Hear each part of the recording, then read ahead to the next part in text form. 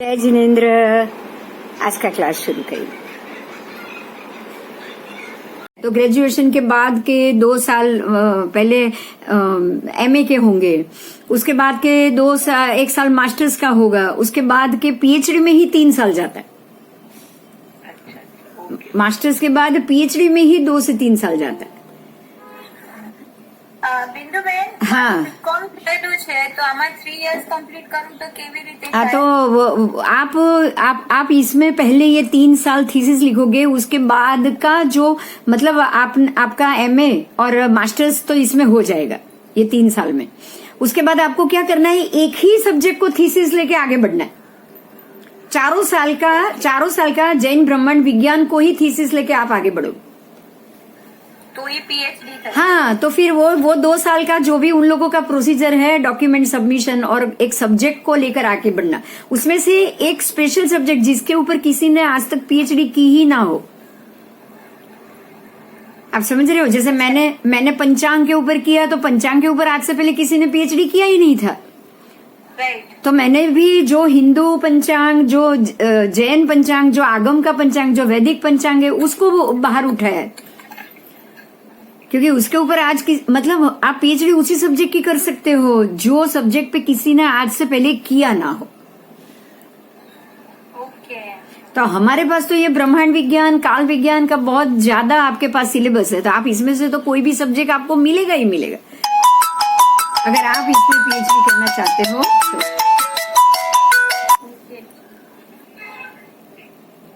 ठीक है, thank you. ठीक है।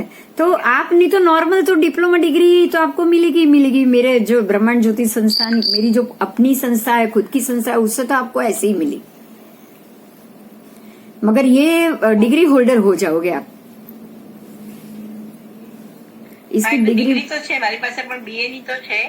हाँ, पर जैसे आगे जैसे जैसे जाओगे यूनिवर्सिटी की डिग्री होल्डर हो जाओगे, फिर तो यूनिवर्सिटी का जो उनकी सिस्टम है उस सिस्टम से हमको जाना पड़ेगा। हाँ जी, हाँ जी, ઓકે, થેન્ક યુ। चलो, हाँ जी। अभी हम आगे जाए, आपको दिखाई दे रहा है तो हम ये टॉपिक पे आगे जा रहे।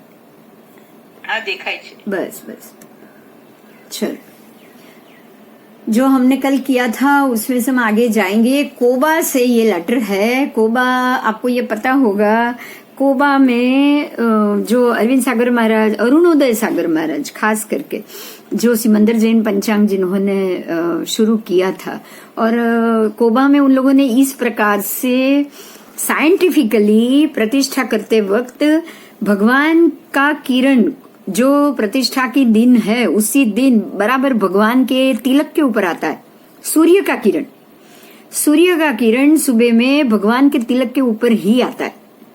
अब मंदिर है पूरा बंद है ऐसा तो है ही नहीं, लेकिन जो जहां से भी अगर कोई विंडो होगी या जो भी होगा, कहीं से भी वो प्रकाश जब मंदिर के अंदर आएगा, वो सीधे भगवान के तिलक के ऊपर ही तिलक चमकता है। મેં જોયું છે, એટલે બપોરના કઈ 2 વાગે 2:15 નો ટાઈમ છે, અને ઉપરથી કઈક આપણું ઘુમ્મટ હોય ને તેના અંદરથી ગભારામાંથી કઈક આવે, અને એટલું સરસ તમને દીપકની જ્યોત એમ। हाँ, ये तो ऐसे तो बहुत એજ ટાઈમ પર અને કૈલાસ સાગર મહારાજ સાહેબના કાળ ધર્મ પામ્યા ને એ દિવસ ઉપર ફિક્સ કરેલું છે એ લોકો। हाँ, तो उन लोगों ने ये साइंटिफिकली जो ब्रह्मांड में से जो सूर्य की गतिविधि है, एग्जैक्ट डे वो कब और कौन से वक्त परमात्मा के तिलक के ऊपर आएगा, ये जगह पे आएगा, उस हिसाब से उन्होंने जगह पसंद करके प्रतिष्ठा करवाई है।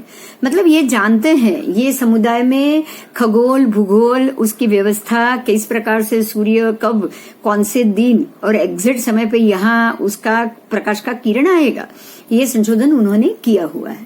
तो उन्होंने भी જોવું હોય ને તો કોબા એના અંદર યુટ્યુબમાં એનું છે। हाँ, ओके, અત્યારે चर्चा नहीं करवी, आगे जाएंगे। तो जो ग्रंथ रत्न में खगोल भूगोल से संबंधित विभिन्न विषयों को सचित्र प्रस्तुत किया गया, उन्होंने इस पुस्तक को बहुत ही सराहा है। उनका कहना है कि ये पुस्तक में सचित्र खगोल भूगोल को बहुत ही सुंदर तरीके से बताया गया है। और दूसरा, कोबा में सबसे बढ़िया एक चीज और है, पूरा तत्व उन्होंने संपूर्ण रूप से जहां से भी जो भी मिला है जैनिज्म में वो उन्होंने लाइब्रेरी एक बहुत अच्छी बनाई है। तो जितनी जितनी पुरानी, जैसे जैसलमेर का भंडार ज्ञान भंडार है ना, वैसे कोबा का भी ज्ञान भंडार बहुत फेमस। आपस में एक दूसरे के मतों का खंडन और स्वमत का मंडन कर रहे हैं। ये जो भिन्न भिन्न मत है, जो अधूरे आधे अधूरे शोध के ऊपर जो भिन्न भिन्न मत आया है, वो तो आपस में ही लड़ लड़ के, जैसे हमने बताया कि आइंस्टाइन ने जो चीज न्यूटन ने जो ढूंढी थी वो आइंस्टाइन ने उसका निकाल कर दिया, उसका निषेध कर दिया। आइंस्टाइन ने कह दिया कि ऐसा कोई सिद्धांत ही नहीं है, और न्यूटन ने ढूंढा तो 200 साल तक वो सिद्धांत चला। मतलब साइंस में ऐसा हो रहा है कि एक अगर ढूंढ रहा है तो कुछ समय के बाद जो दूसरा साइंटिस्ट होगा वो बोलेगा तो ऐसा तो है ही नहीं। तो इस प्रकार से उनके मत बदलते रहते हैं। और जबकि आदिकाल से श्रवण परंपरा के जो ग्रंथ हैं, जो आगम ग्रंथ है, जो परमात्मा की कही हुई बातें हैं, वो तो पहले परमात्मा के पहले समय, जो तीसरे काल और चौथे आर्य की शुरुआत से लेके पांचवें आर्य के अंतिम तक तो नहीं, सिर्फ इतने समय तक नहीं, लेकिन अनंत उत्सर्पिणी अवसर्पिणी तक परमात्माओं की तो सभी बातें एक जैसी ही होती है। हमें ये समझना है कि ये कोई ऐसी नहीं है वर्तमान शिक्षा प्रणाली की भाई आज किया कल भूल जाना है, आज किया कल दूसरी बात आएगी, ऐसा नहीं है, ऐसा नहीं है। तो इसीलिए जैन जगत और उसका खगोल भूगोल का संबंध बिल्कुल तर्कबद्ध है, उदाहरणों के द्वारा आध्यात्मिक जगत के साथ स्थापित किया हुआ है। तो वैज्ञानिकों की बातों पर भरोसा करके हमें अपने ही सिद्धांतों को कभी भी खंडन नहीं करना चाहिए। ये महात्मा ने ऐसा लिखा है, बहुत अच्छी बात लिखी है कि इन्होंने तर्कबद्ध उदाहरण देकर वैज्ञानिकों को भी एक नई दिशा देने का प्रयास किया है। आज इनके बुक और किताब को पढ़ के अगर आप वैज्ञानिकों को भी चैलेंज कर सको तो ये तो बहुत अच्छी बात हो गई। वैज्ञानिकों को चैलेंज करने की कोई बात छोटी नहीं होती है, बहुत बड़ी बात होती। आज के साइंस को चैलेंज करना, आप नासा को चैलेंज कर सकते हो कि आपका कैलकुलेशन बिल्कुल गलत है, क्योंकि हमारे परमात्मा के कहने के हिसाब से ये महीने में ये नक्षत्र आएगा ही आएगा। आपको ये अभी सब्जेक्ट नहीं है, फिर भी मैं बता दूं कि नासा का कैलकुलेशन पूरे आज 24 दिन पीछे जा रहा है। आपको ये पता होगा कि मकर संक्रांति आपने अभी पिछले कुछ साल से हो रही है, इसलिए आपको मालूम है कि 14 जनवरी की जगह अभी 15 जनवरी को आ रही। एक दिन खिसक गया तो एक दिन कितने दिन में खिसका है? पूरे 72 साल में, क्योंकि आपको नहीं पता चलेगा, अब दूसरी पीढ़ी जानेगी। हम अभी रिसेंटली चेंजेस टाइम पे है, इसलिए हमको पता है। पिछले से जो 25 साल के जो लोग होंगे, 25 साल की उम्र से लेकर अभी तक के जो लोग होंगे, उनको पता है कि इतने समय से 14 जनवरी आ रही थी, अभी 15 क्यों हुई, उनको ये सवाल आ सकता है। लेकिन अभी जो नई पीढ़ी आएगी ना, वो तो 72 साल तक चेंज होगा ही नहीं उनको। तो ये कारण है जो 21 दिसंबर से वो घूमती हुई आ रही, उसका खिसकना शुरू हुआ है 21 दिसंबर से। 21 दिसंबर पर वो जो डेट थी, 21 दिसंबर की डेट थी, और हर 72 साल में, आपके पास अभी 2000 साल हो चुके ईस्वी सन में हमारे पास 2000 साल का गणित है। तो ये 2000 साल में ये दिन रोज एक दिन हटके आज 24 दिन 25 दिन पीछे हो गया। और आपको ये समझना पड़ेगा कि ये हर 5000 साल में ये चीज 2 महीना खिसकेगा। मतलब जो आज सीजन है वो भी 2 महीना खिसक जाएगा। मकर संक्रांति की जो सीजन है, जो ठंडी के समय में मकर संक्रांति आती है, वो हर 5000 साल में 2-2 महीना हटेगी।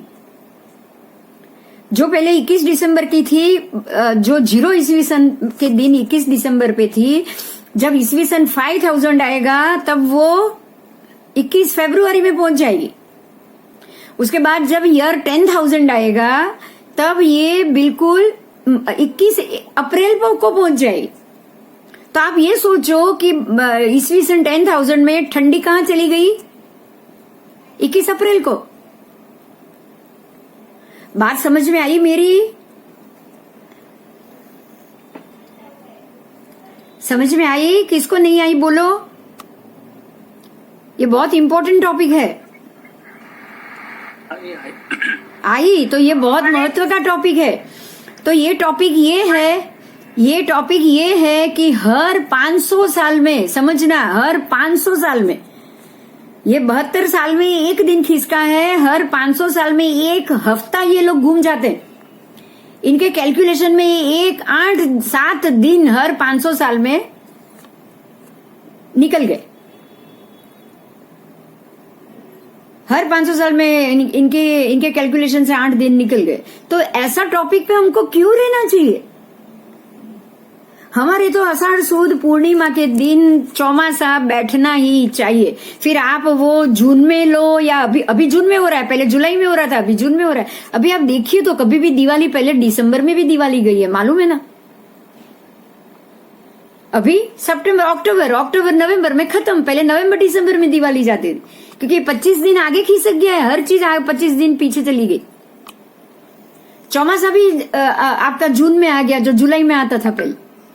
हर एक चीज 25 दिन पीछे चली गई, हर एक चीज। मैं तो ये कहूं, एक चीज नहीं। तो हमें यही बात समझनी है कि जब ये कैलकुलेशन ही गलत है, ये साइंस है जो आज ये बताएगा, वो उसको पहले भी अगर आपको पता हो तो साइंस ने क्या किया था, फॉरेन में 11 दिन का कैलेंडर वॉर किया था। कुछ समय पहले उन्होंने बराबर 11 तारीख कैलेंडर से निकाल दी थी। ये लोग वही करेंगे, अभी नहीं निकाल सकते, क्योंकि उन लोगों ने आगे 5000 साल का कैलेंडर बना दिया है, सारी व्यवस्था उसके ऊपर उन्होंने बना दी, इसलिए अभी नहीं कर सकते हैं वो। पहले शुरू में नया था तो उन्होंने सीधे 11 दिन कैलेंडर से निकाल दिए थे। ठीक है, तो ये वैज्ञानिक परीक्षण वालों के लिए बात है कि इनकी अवधारणा को तो मान्यता देके हम आगे बढ़ ही नहीं सकते, बराबर। जैन शासन के सिद्धांतों की पारदर्शिकता और उसकी सत्यता को समझाने वाला ये प्रयत्न स्तुति लायक है। मिथ्या विज्ञान के पीछे हमें युवा पीढ़ी को अंध नहीं बनना चाहिए। जैसे ही आप ये पढ़ोगे आपको मालूम पड़ेगा, जब ये खगोल आएगा ना, जो बात मैंने बताई है ना, वो खगोल में बहुत क्लियर साबित हो जाएगी, बहुत ही क्लियर। शुद्ध तत्वज्ञान सह सूक्ष्म तत्वज्ञान से समृद्ध जैन कॉस्मोलॉजी का ग्रंथ श्रम करे ते श्रमण, बराबर। श्रमण को ये मेहनत करनी है, श्रमण भगवान तो करेंगे ही करेंगे, लेकिन हम भी इसकी मेहनत से बाहर नहीं रहेंगे। ये दौलत सागर महाराज साहब ने और सागर महाराज साहब ने लिखा है। अभी हम आगे जा रहे हैं, दूसरे मुनि भगवान की बात पढ़ेंगे। जम्बूद्वीप पालीताना,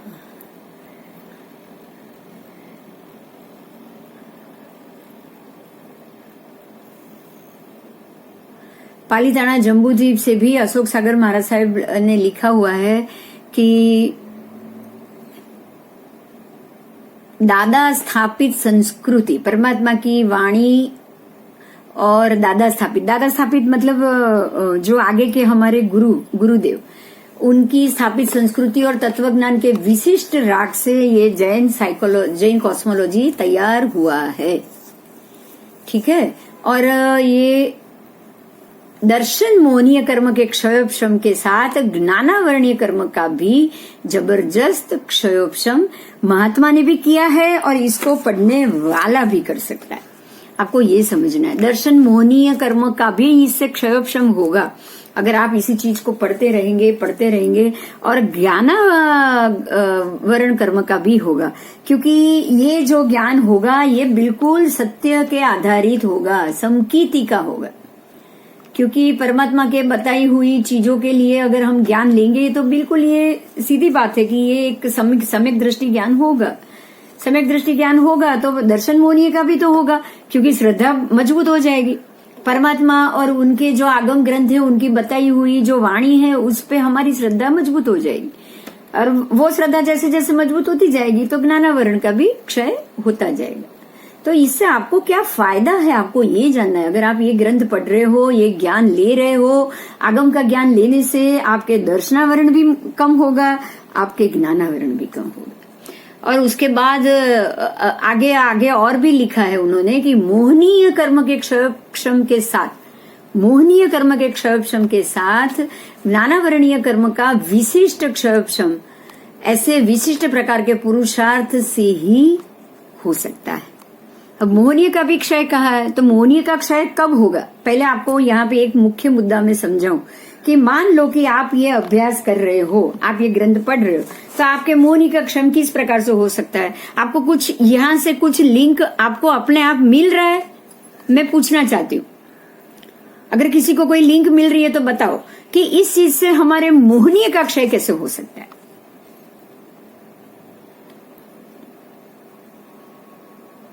कोशिश करो, आपकी कोशिश ही बहुत इंपॉर्टेंट। कोई भी बोलने की कोशिश करो। इससे सम्यक सम्यक की चीजें पता चलेगी। हाँ, तो मोहनीय अपने आप क्षम होता है। हाँ, देखिए कैसे अभी कैसे जोड़ना है, बहुत इजी है।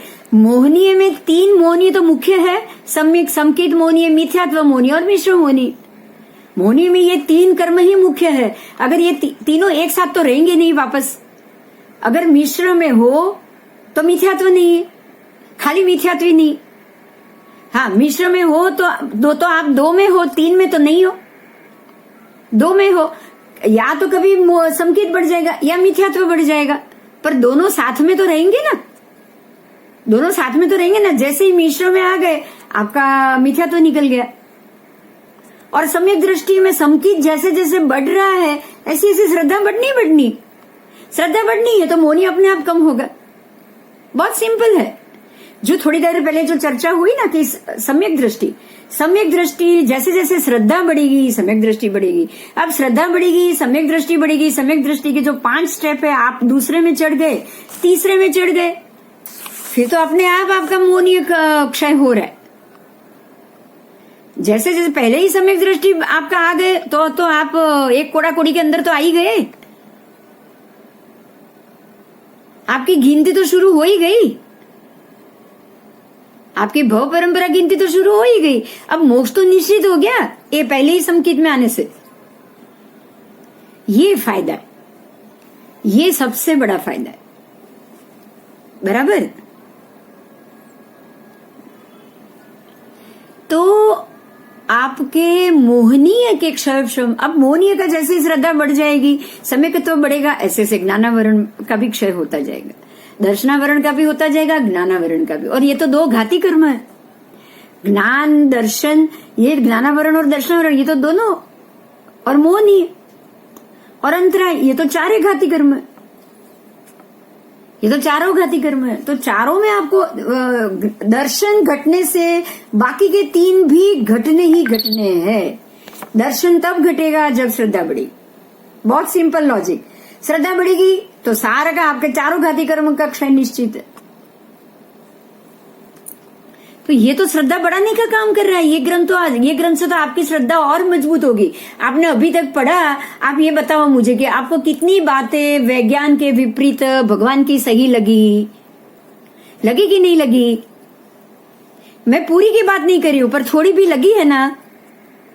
हाँ, थोड़ी भी लगी है तो धीरे धीरे वो बढ़ेगा। आप जब तक ये 3 साल में सभी बातों को, सभी को जानोगे, जब खगोल को भी जानोगे, जो आज के समय में जो रिजल्ट आ रहा है, जैसे कि ओजोन वायु का घटना, ओजोन की परत घट रही है, वो सिद्धांत परमात्मा ने किस प्रकार से बताया, अगर वो पता चल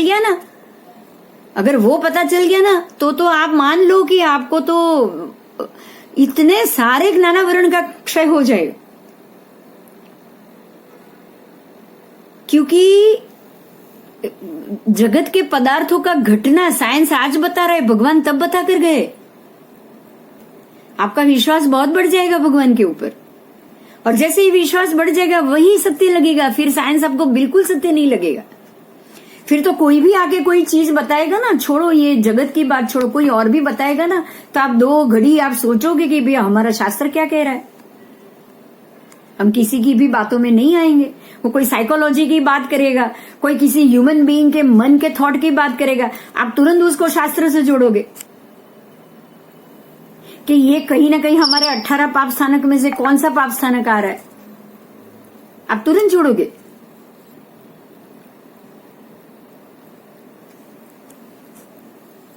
जैसे पर परिवार, माया मृषावाद, ये बहुत कॉमन बात है। ये कॉमन बात है, पर परिवार। हमको दूसरे की बातों को नहीं करना है, दूसरे की बात करने से ही कर्म चढ़ते। वो तो करने से चढ़ेगा, हमको तो बात करने से चढ़ जाएगा। उसको तो चढ़ेगा कि नहीं वो भी नहीं पता। हो सकता है कि वो कर्म की उदीर्णा में हो सकता है कि वो कर्म भोग रहा हो और भोग के वो शांति से खत्म कर रहा हो। आपने तो बिना बात किए किसी की बात करके ही बांध दिए कि नहीं बांध दिए?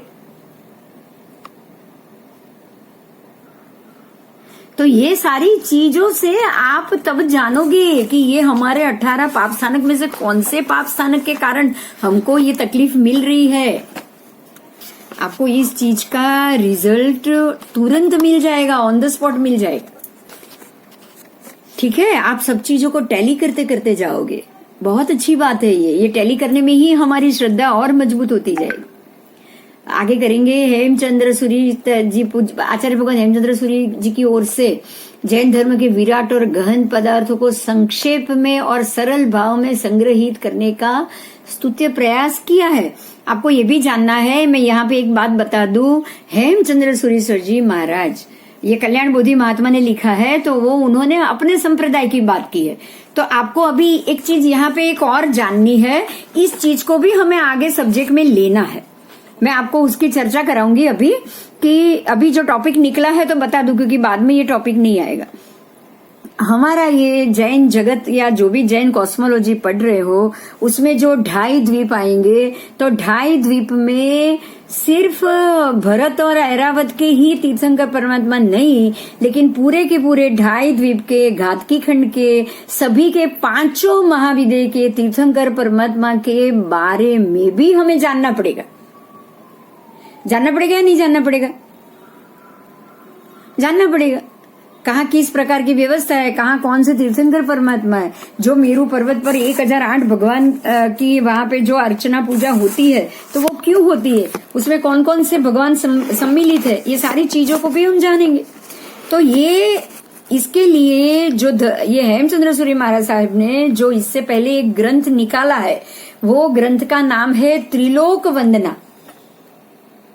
बहुत बड़ी बुक है, वो बड़ी बुक है पिक्चर के साथ। मैं उसकी भी पीडीएफ कराऊंगी, अगर किसी को चाहिए तो वो बुक की भी हम कॉपी लेंगे और इसको भी एज अ सब्जेक्ट हम इसके अंदर लेंगे। ठीक है, क्योंकि अब जब हम दुनिया को जानेंगे, जगत को जानेंगे, जगत के वहां के जैसे काल में आया आपको कि भाई यहाँ पहला आरा चल रहा है, यहाँ दूसरा आरा चल रहा है, यहाँ तीसरा आरा चल रहा है, यहाँ सदा काल चौथा आरा चल रहा है, यहाँ हमेशा परमात्मा होते हैं। तो वो परमात्मा उनकी क्या अवगाहना है, वहाँ क्या नाम के हैं, वहां का जो विजय है, जैसे कि महाविजय में 32 विजय है, तो 32 विजय में 32 का नाम क्या, और 32 विजय में कौन से भगवान कौन से विजय में होंगे या उनका क्या नाम होगा, तो ये सब भी तो हमको जानना चाहिए या नहीं जानना चाहिए। तो ये विषय को भी हम साथ में लेंगे। अभी हम आगे जाएंगे, क्योंकि ये बात नाम लिख ली इसलिए मैंने बता दिया। और विज्ञान में श्रद्धा होने वालों को भी इन पदार्थों के अभ्यास से पता चलता है कि जैन धर्म के तत्व वैज्ञानिक ही है। कितने तत्व नहीं, सारे तत्व जैन धर्म के वैज्ञानिक है। तो विज्ञान जो शोध बताएगा और जो चीज बताएगा वो जैन धर्म के पदार्थ के रूप में पहले से ही मौजूद है, पहले से ही मौजूद है। आज विज्ञान कह रहा है कि ये जो ओजोन वायु की परत और जो बता रहा है ना, वो घटने का कारण, और जो परत में जो वायु जैसे H2O, उसमें H2O नहीं, ओजोन में O डबल होता है, इसमें हाइड्रोजन एक होता है, ऑक्सीजन में हाइड्रोजन डबल होता है, ओजोन में ऑक्सीजन डबल होता है, ओजोन में O3 होता है। O3 होता है। ऑक्सीजन की मात्रा ज्यादा हो गई ना, हाँ, तीन ऑक्सीजन। हाँ, ऑक्सीजन ट्रिपल हो गया, उसमें ऑक्सीजन की मात्रा हो गई, जबकि ऑक्सीजन जो अभी हम जो ऑक्सीजन ले रहे हैं उसमें पानी की मात्रा डबल, उसमें हाइड्रोजन डबल है, H2O है, वही तो हम ले रहे हैं ना। पानी में H2O होता है कि नहीं होता है?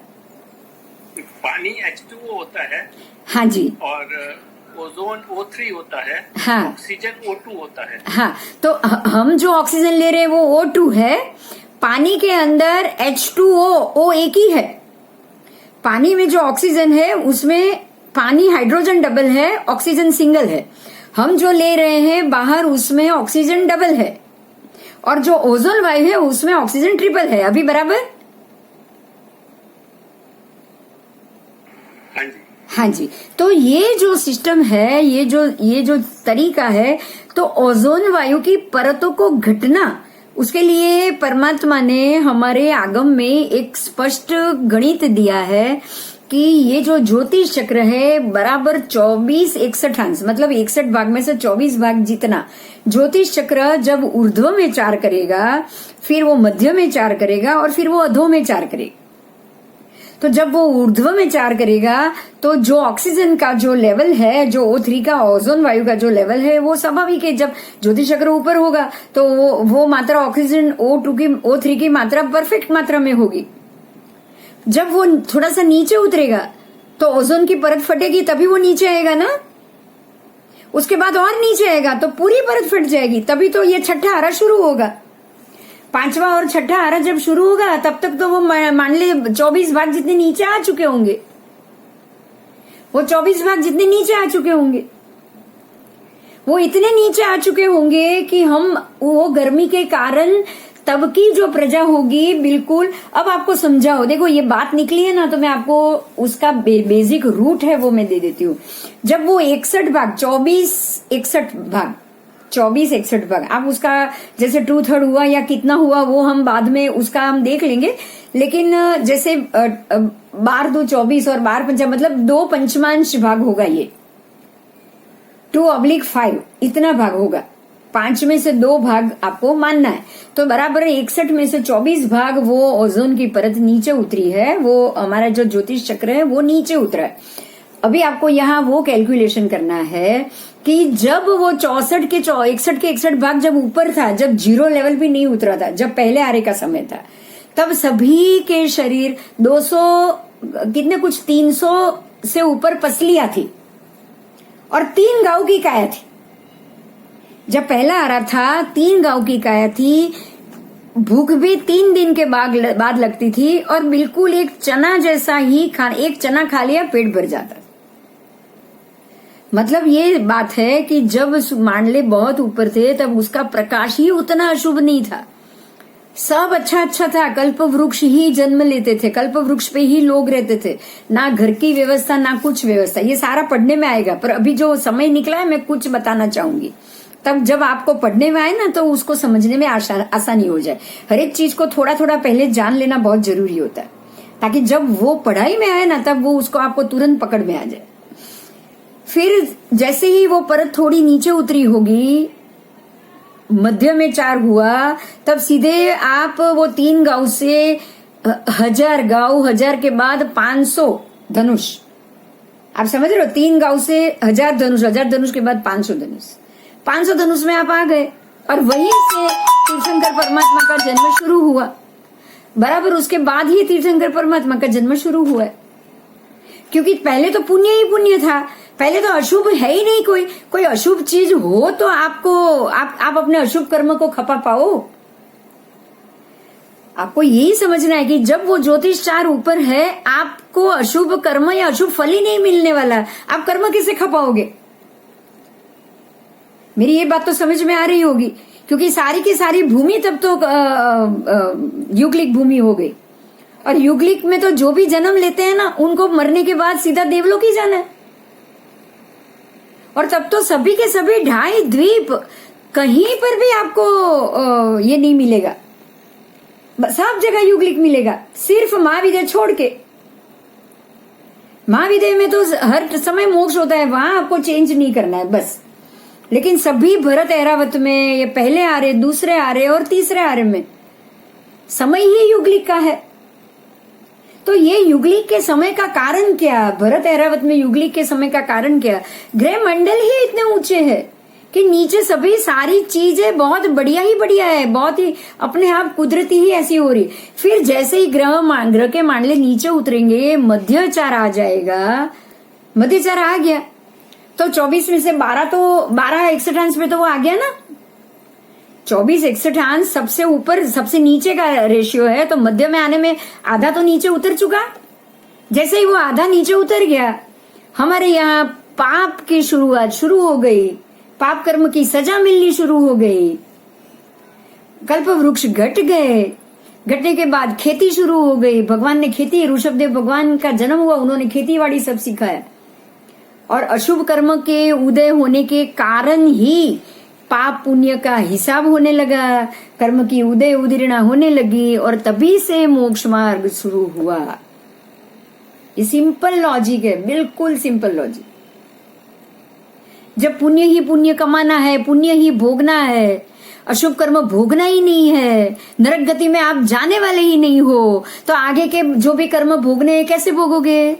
मोक्ष हो सकता है क्या? नहीं हो पाएगा।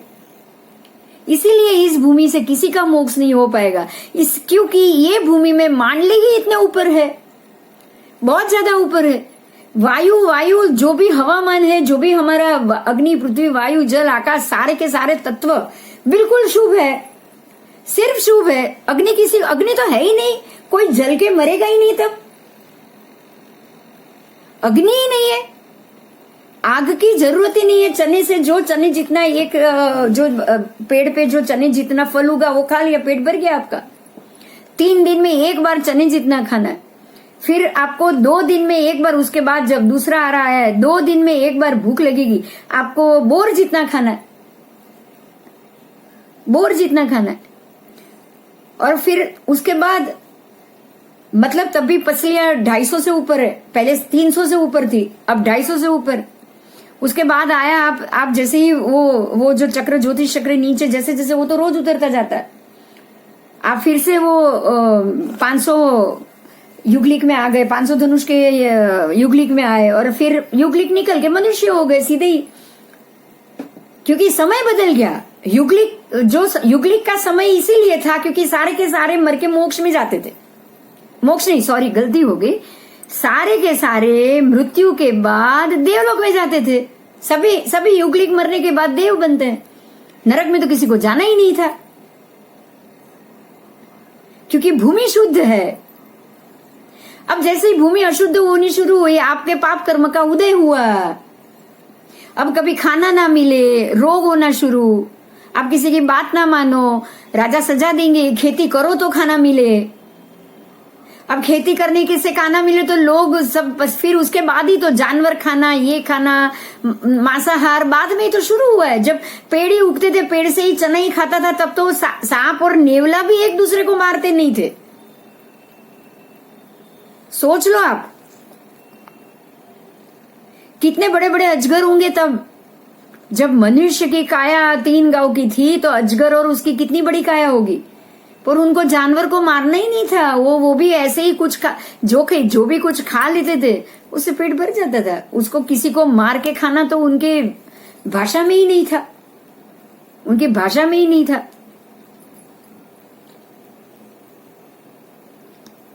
जब हमको ही खेती या खाना नहीं बनाना था, तो उनको भी बनाने की या किसी को मारने की या शिकार करने की तो जरूरत आएगी ही नहीं। तो बस ये रीजन है कि साइंस मतलब जो खगोल और भूगोल है, खगोल के परिवर्तन की असर जमीन पे होगी। खगोल में जितने ये ग्रह नक्षत्र नीचे उतरते जाएंगे, जैसे जैसे उतरेंगे, अधो में आते जाएंगे, वैसे वैसे पाप भी बढ़ता जाएगा, हमारी शरीर की स्थिति भी घटती जाएगी, ओजोन वायु और ऐसे सब जो वातावरण है उसमें भी अशुभ फल आता जाएगा। आप देखो, अभी हम 5वें आरे के अंत में 6ठे आरे की तरफ जा रहे, 5वें आरे के अंत की तरफ जा रहे। अब 5.5 फुट की काया होगी, पूरा रोगिष्ट शरीर होगा, हर प्रकार के रोग, 20 से 21 हजार रोग शरीर में आ जाएंगे। कैसे आएंगे? वातावरण बिगड़ेगा तभी आएगा ना। वातावरण कैसे बिगड़ेगा?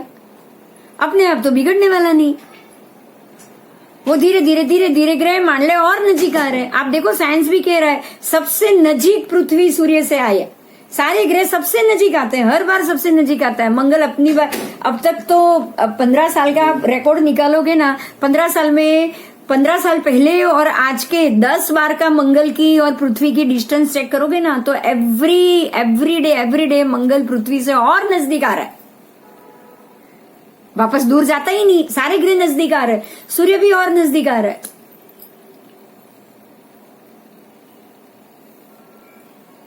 समझ में आई मेरी बात?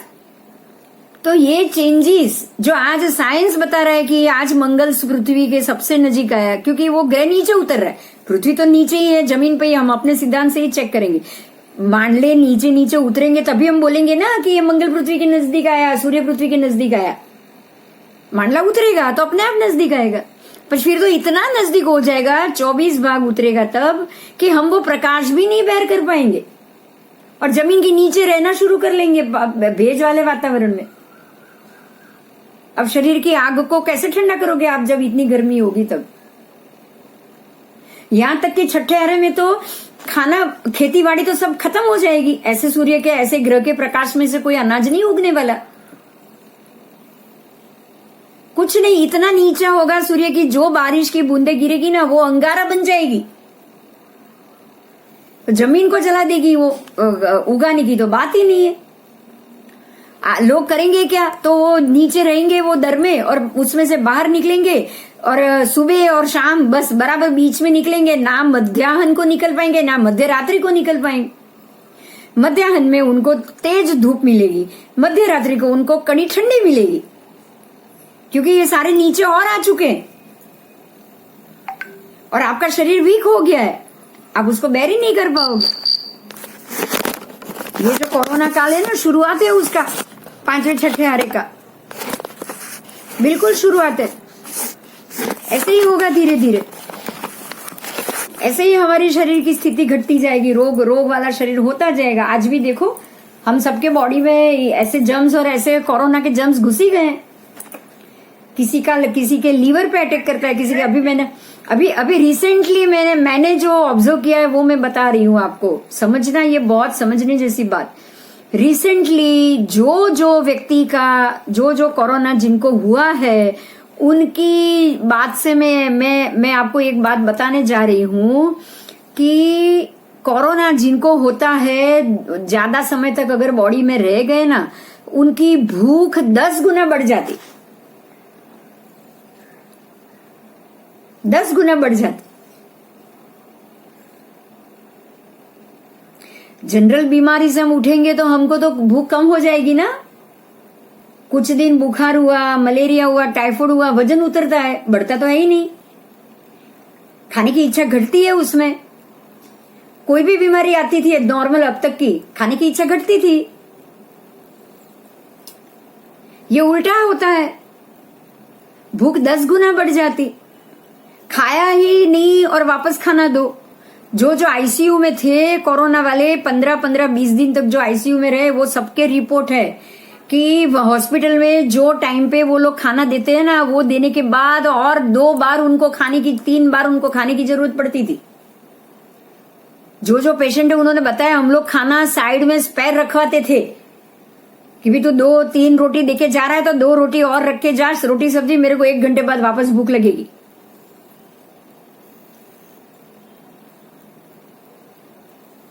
तो ये सारी चीज है, वो क्या है? ये रोग नहीं है, ये एक प्रकार का रोग नहीं है, वो एक प्रकार का जर्म्स है जो शरीर में आने के बाद उसको ही इतना खाना चाहिए कि वो अगर आपने नहीं खाया ना, अगर आपने ज्यादा खाना नहीं लिया ना, तो आपके अंदर की जो पूरी शक्ति है वो खा जाता है। हमारे अंदर की इम्यूनिटी ही वो खा लेते हैं जर्म्स, वो इसलिए हमें अपनी इम्यूनिटी बढ़ाने के लिए बार बार खाने की जरूरत पड़ती। अगर आप नहीं खाओगे तो आपकी इम्यूनिटी घटती जाएगी। ये कोरोना से अच्छे होने के बाद की बात कर रही हूं मैं, कोरोना वाले की नहीं, उसमें से बाहर निकल के जो घर पे आए ना, उसकी बात कर रही हूं। आप भी किसी ना किसी को पूछते रहना, ऑब्जर्व करना इस बात को कि ये कहां तक सच है। ठीक है, तो जो अभी हमारा जो टॉपिक था, वो टॉपिक पे हम आ जाए कि इस प्रकार से ग्रह नक्षत्र का नीचे उतरना ही ये सारे वातावरण में, वायुमंडल में सांस लेने में दिक्कत आ जाए, ऐसी दिक्कत खड़ी कर देंगे। आज की हालत ऐसी ही है। आप ये सोच लो कि उसने वायुमंडल में से ओजोन वायु घट गया है, इसीलिए कोरोना की बीमारी में ऑक्सीजन लेवल घट गया है। ये जो ऑक्सीजन के लिए ऑक्सीजन अभी आपको जमीन में से निकाल के ऑक्सीजन बनाना पड़ेगा, स्टोरेज करना पड़ेगा। आप देखो पिछले 6 महीने से सारे ऑक्सीजन की वजह से ही मर रहे हैं। इतने ऑक्सीजन प्लांट बनाए हुए, उसमें से कहीं से भी प्लांट में से सारे हॉस्पिटल को पहुंच पाए उतना ऑक्सीजन नहीं बन रहा है।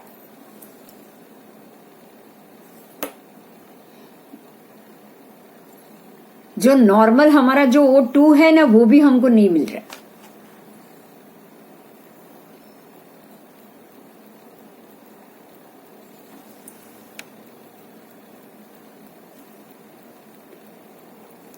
ठीक है, तो ये इस प्रकार से आपको समझना है कि ये O2 घटने का कारण क्या है।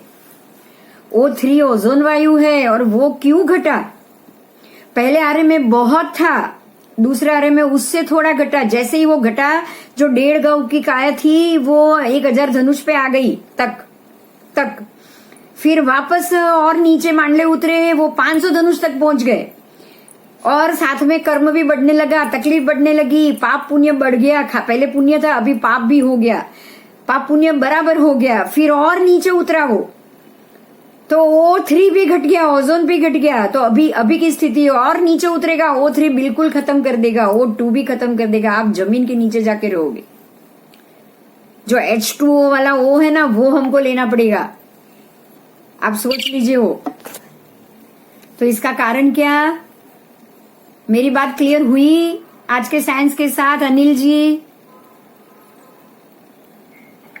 બિંદુ हाँ हाँ તો અત્યારે તો અમેરિકાને બધા સ્પેસમાં જવાનું ચાલી રહ્યું છે. જમીનમાં જવાની વાત આવશે, પણ એ લોકો તો સ્પેસમાં જવાની વાત કરે છે, તો એનો મતલબ શું છે? ये तो वो तो स्पेस में जाने की बात करना, पर पहुंचना, जाके रुकना है। अभी तक कुछ हुआ है?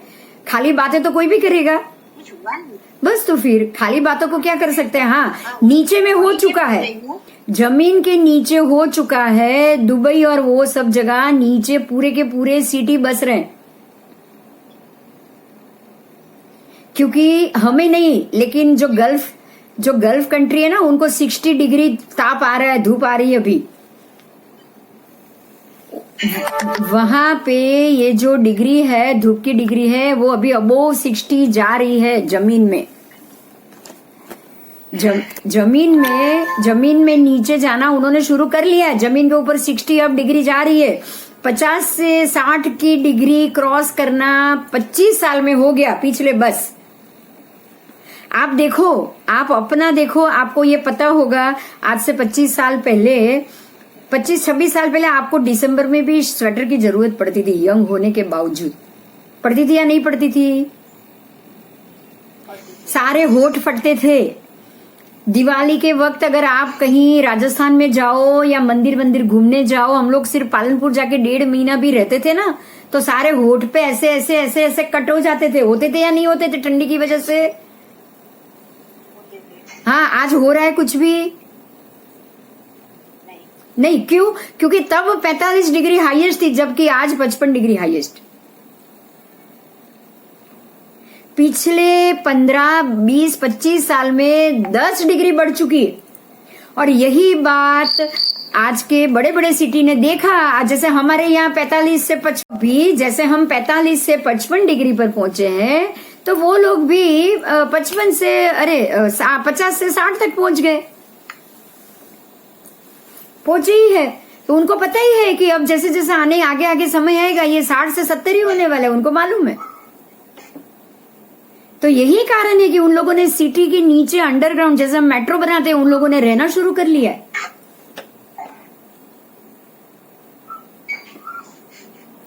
ठीक है, और कोई प्रश्न? अनिल जी, आपको जो मैंने आकाश की बात कही, उसमें कोई टॉपिक पॉइंट कुछ लग रहा है तो पूछ लो आप। नहीं। आपको सही लग रहा है मेरा कहना? थोड़ी बहुत भी बात सही लग रही है, मैं वो पूछ रही हूँ।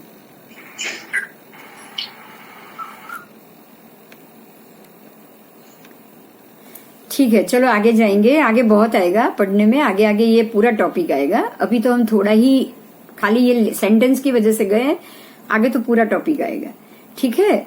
तो इसमें इसीलिए ये महात्मा ने बहुत अच्छी मेहनत की है, जिससे हम ये सारी चीज को जान पाएंगे। अभी हम आगे जा रही हूं मैं।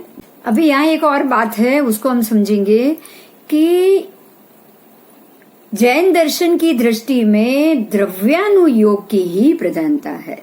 इस चीज को हम समझेंगे। जैन धर्म ने द्रव्यानुयोग को ही प्रधान माना है। क्यों माना है? क्योंकि ये द्रव्य ही है जो हम पे असर कर जाता है। द्रव्य में जो षड द्रव्य आए, षड द्रव्य में धर्मास्तिका है, अधर्मास्तिका है, पुद्गलास्तिका है, फिर आपकी जीवास्तिका है। इन सबको अगर हम समझेंगे तो ही हम मोक्ष की दृष्टि को ध्यान में भी रख पाएंगे और मोक्ष जाने की क्रिया भी कर पाएंगे। इसीलिए जैन दर्शन ने द्रव्यानुयोग को बहुत महत्व दिया है। अब धर्म ध्यान का भी एक भेद है। द्रव्यानुयोग तो है ही, लेकिन जो धर्म ध्यान है उसका भी जो एक भेद है, संस्थान बीच धर्म ध्यान। देखो अभी वो धर्म ध्यान की बात कर रहे हैं, जैसे द्रव्यानुयोग में भी संस्थान ही बीच आया, क्योंकि संपूर्ण जगत के संस्थान को ही द्रव्यानुयोग में महत्व दिया है। जो 14 राजलोक का संस्थान है वही तो द्रव्यानुयोग हुआ, तो इसका महत्व धर्म ध्यान में भी बहुत है। तो आपको यहाँ दो चीज मिली है, आपको द्रव्यानुयोग और धर्म ध्यान दोनों को मिश्रित करना पड़ेगा आगे आपके लिए। अगर आप संस्थान विषय को बहुत अच्छे से समझना चाहते हो तो जगत के षड द्रव्य को समझने के लिए आपको धर्म ध्यान का भी सहारा लेना है। उसके बाद सम्यक ज्ञान के क्षेत्र में भगीरथ पुरुषार्थ है। इनका नाम चारित्र रत्न नहीं, ज्ञान रत्न होना चाहिए, लेकिन महात्माओं ने चारित्र रत्न रखा है तो ये तो बहुत अच्छी बात है, क्योंकि ज्ञान का फल ही चारित्र है, ठीक है। तो इन्होंने उनके नाम का, रत्न सेन सूर्य जी महात्मा ने इनके नाम का भी यहाँ पर उल्लेख दे दिया। बहुत अच्छा है, बहुत, मतलब सभी ने इस चीज को सराहा है। ये चीज बहुत बढ़िया हुई है, तभी तो आप आज पढ़ने बैठे हो, है ना। अब हम आगे जाएंगे। उमा स्वाति जी महाराज। उमा स्वाति जी महाराज का हमारे ग्रंथों में बहुत बार उल्लेख आता है, क्योंकि उनका समय ही नहीं पता। कोई 1200 साल पहले कह रहा है, कोई 2000 साल पहले कह रहा है, क्योंकि उमा स्वाति नाम से बहुत सारे महात्मा हो चुके। तो उन्होंने उनका यहाँ पे महत्व इसलिए लिया है कि उन्होंने तत्वार्थ उमा स्वाति जी महाराज का लिखा हुआ है, तत्वार्थ खास। तो तत्वज्ञान को उमा स्वाति जी महाराज ने बहुत महत्व दिया हुआ है, ठीक है। आप तत्वार्थ अगर जानते हो, तत्वार्थ ग्रंथ बहुत अच्छा है वो भी। तो यही तत्व में ही उन्होंने प्रधान, उनकी लिखावट में प्रधानता तत्व को ही मिली।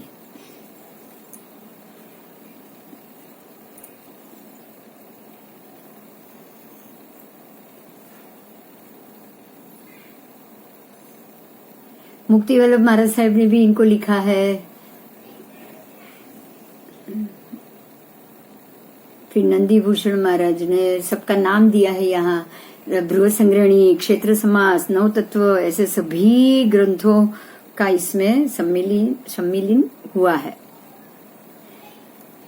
बराबर। सर्वज्ञ कथित विश्व व्यवस्था के ग्रंथ में विश्व की व्यवस्था सर्वज्ञ भगवान ने कैसे कहा है वो बताया है। ऊपर से यहाँ जैन ग्रंथों के उपरांत 4 वेद, 18 पुराण और मुस्लिम धर्म के शास्त्र कुरान और बौद्ध धर्म के शास्त्र और उससे उपरांत आधुनिक विज्ञान के अनेक प्रकार के संशोधन भी आपको मिलेगा, ठीक है। और 175 जितने आगम रूप शास्त्र पाठ भी इसमें है।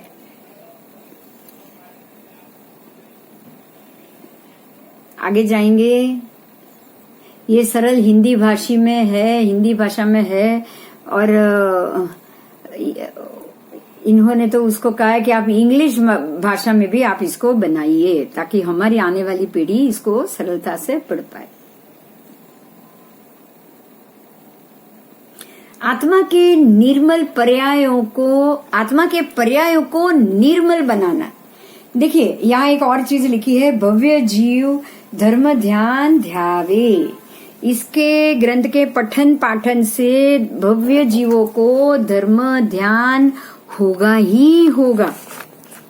यहाँ पे जो है धर्म ध्यान का एक भेद संस्थान बीच है, और ये तो पूरा राजलोक 14 राजलोक के संस्थान के ऊपर ही ये ज्ञान निर्भर है। तो इसीलिए यहाँ ये चीज खास कही गई है कि अगर भव्य जीव इसके पठन पाठन करके धर्म ध्यान की साधना करे, अगर वो इन चीजों को अपने ध्यान में लाए, तो वो अपने आत्मा के पर्यायों को अवश्य निर्मल और विशुद्ध बनाएंगे ही बनाएंगे। और जैसे ही आपके आत्मा के पर्याय निर्मल और विशुद्ध हुए, तो आपका सर्वज्ञ परमात्मा के ऊपर बहुमान बढ़ जाएगा, भाव अपने आप बढ़ जाएगा। जैसे ही उनके ऊपर बहुमान भाव बढ़ जाएगा, आपकी श्रद्धा बढ़ जाएगी। तो श्रद्धा बढ़ने से तो आपको सम्यक दर्शन में आप टिक जाओगे और ऊपर ऊपर की कक्षा का सम्यक दर्शन मिलेगा। तो ये बहुत ही अच्छी सीढ़ी है, सम्यक दर्शनी जीवों के लिए ये बहुत ही अच्छी सीढ़ी है। विश्व व्यवस्था संबंधी बहुत ही भ्रमण का निवारण इसमें किया गया है। अच्छा, एक और बात यहाँ जानोगे आप, बहुत अच्छी बात है, समझो कि जब भी परमात्मा तीर्थंकर परमात्मा अपने छद्मस्त काल में, तीर्थंकर हुए नहीं है तब, अभी तक वो हुए नहीं, लेकिन अपने छद्मस्त काल में वो ध्यान दशा में प्रायः होते हैं, ध्यान में ही ज्यादा होते हैं, बिना ध्यान के तो वो मिलेंगे ही नहीं। तो वो जब ध्यान में होते हैं तब वो धर्म ध्यान और शुक्ल ध्यान के ही पाए पे होते हैं। तो अगर वो धर्म ध्यान के पाए पे हैं तो संस्थान विचय, अपाय विचय, ये सब पे तो होंगे ही होंगे। मतलब वो 14 राजलोक का ध्यान तो करते ही है ना। धर्म ध्यान की जो श्रेणी है उसमें आग्र्या विचय, अपाय विचय, संस्थान विचय, इस प्रकार से 4 धर्म ध्यान के जो प्रकार है उसमें ये सारा आ गया। 14 राजलोक भी आ गया, उसकी व्यवस्था भी आ गई, जीवों की अपाय विचय, संस्थान विचय जो भी है वो सारा जीवों के संस्थान के ऊपर भी आ गया, जगत के संस्थान ऊपर भी आ गया। तो यहाँ ये हमें जानना है कि जब तीर्थंकर परमात्मा अपने छद्मस्त काल में ध्यान के समय में इसी चीज का ध्यान करते रहे, बराबर। तो आपको भी अभी ही इसका ध्यान करना, ये तो बहुत अच्छी बात है कि आप अगर इस चीज को समझो, जानो, पढ़ो और इसका ध्यान करो, ये तो बहुत ही बड़ी और अच्छी बात। तो लोक स्वरूप के शुभ ध्यान में अभी आपको एक और चीज यहाँ बोला है कि इस ग्रंथ की सर्वांग सुंदरता पता चली जाएगा। आप जैसे जैसे पढ़ने जाओगे वैसे वैसे ग्रंथ के संपादन समय में भी शुभ ध्यान की धारा में महात्मा तो निमग्न बने ही होंगे, लेकिन जो पढ़ेंगे, जो इसका ध्यान आगे पढ़ाई करते करते आप भी शुभ ध्यान में अगर रहे, अगर पढ़ने वाला भी रहे, निमग्न हो जाए, तो लोक स्वरूप के शुभ ध्यान में ही वो शुक्ल ध्यान तक की सीमा में पहुंच सकता है। क्योंकि ये पूरा धर्म ध्यान है। अगर आप ये पढ़ते धर्म ध्यान को आप पक्का करते जाओगे तो आपको शुक्ल ध्यान की सीमा में जाने में देर नहीं लगेगी। क्यों पता है? एक बहुत अच्छी बात है जो आप यहाँ समझोगे कि मति और श्रुत क्या है। अभी हम बेसिक में जाएंगे। मति ज्ञान और श्रुत ज्ञान क्या है। मति ज्ञान का मतलब ये हुआ कि जो ज्ञान मेरी बुद्धि ने बताया, कोई चीज होती है जो हमें अपने आप क्लिक होती कि भाई ये चीज ऐसी है तो जरूर इसके पीछे ये कारण होना चाहिए, ये आपकी बुद्धि में पड़ा हुआ है। और बुद्धि में पड़ी हुई ज्ञान आपका ये जन्म का नहीं हो सकता। अगर कोई आज 5 साल का या 8 साल का बच्चा कंप्यूटर में बहुत आगे निकल गया, उसने कोई ना कोई फाइल बना दी, उसने कोई ना कोई बड़ी बात बना दी, तो आप समझ लो कि ये ज्ञान उसकी बुद्धि में पिछले जन्म में ही आया हुआ है। मैं खुद मेरी बात कर रही हूँ, बाकी सबकी छोड़ो, मैं अपनी बात कर रही।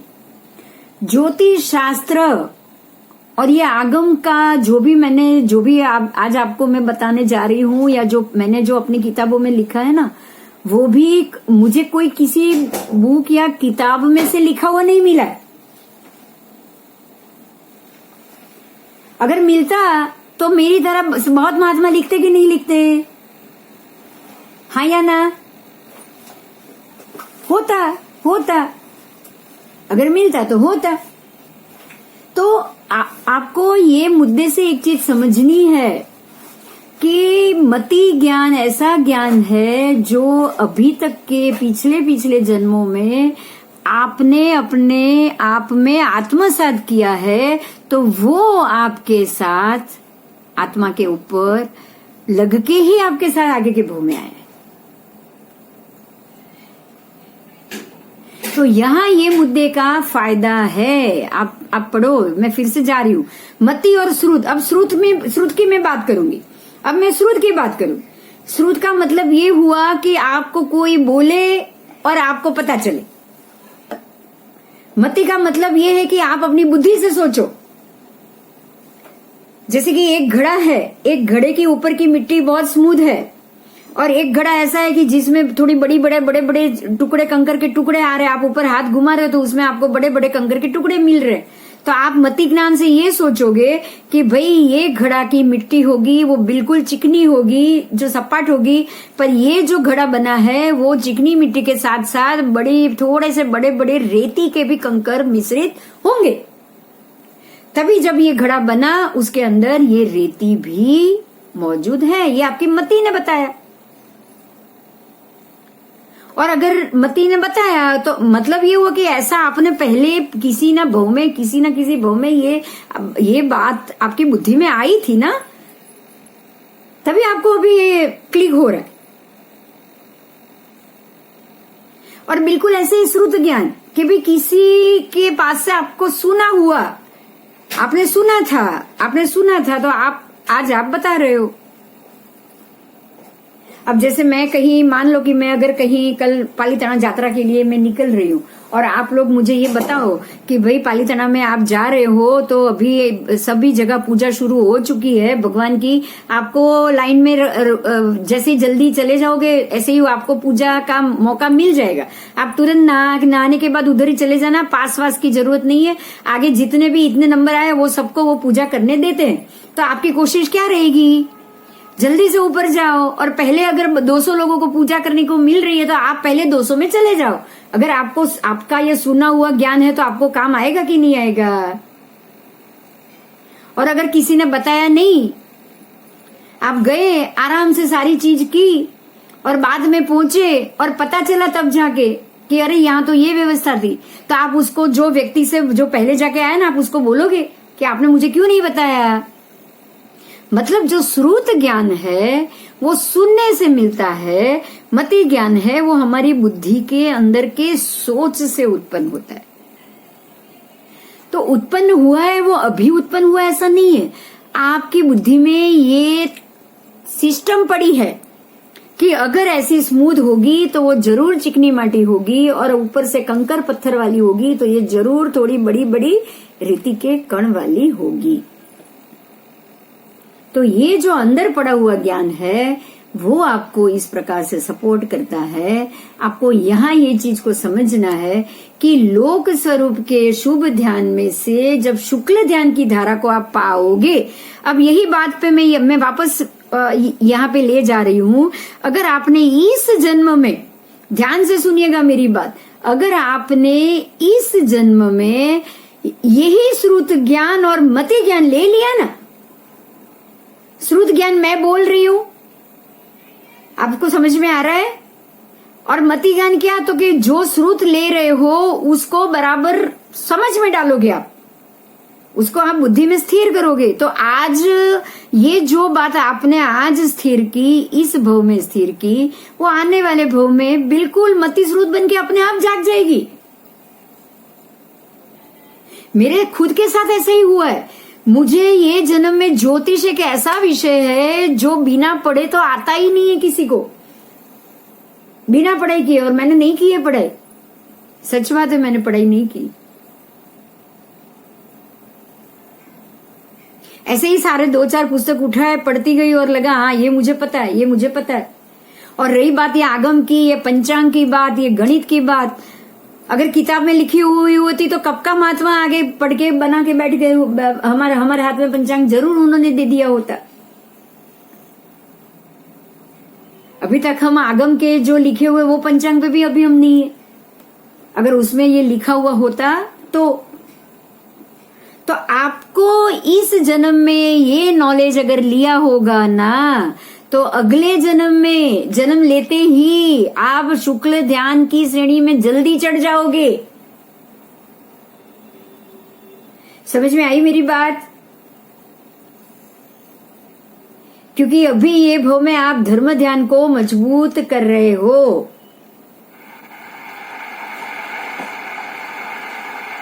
समझ में आई? हाँ या ना?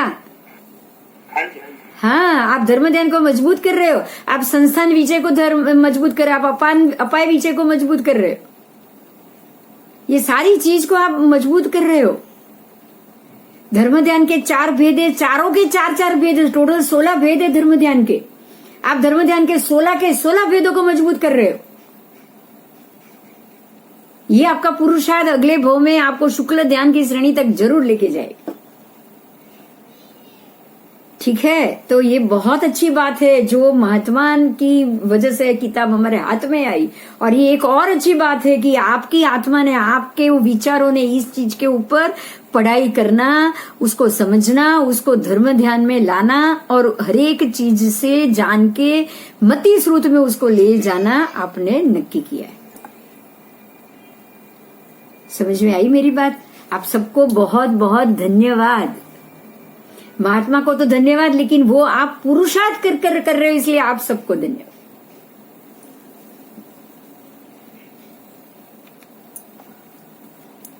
तो और शुक्ल ध्यान की धारा पाओगे, ये जन्म में धर्म ध्यान को मजबूत करोगे, अगले जन्म में यही ज्ञान मति स्रोत में साथ लेके जाओगे, फिर शुक्ल ध्यान की धारा को पाओगे। तो शुक्ल ध्यान की जैसे ही धारा पाओगे, आपको लोकाग्र में जाने से कोई नहीं रोक पाएगा।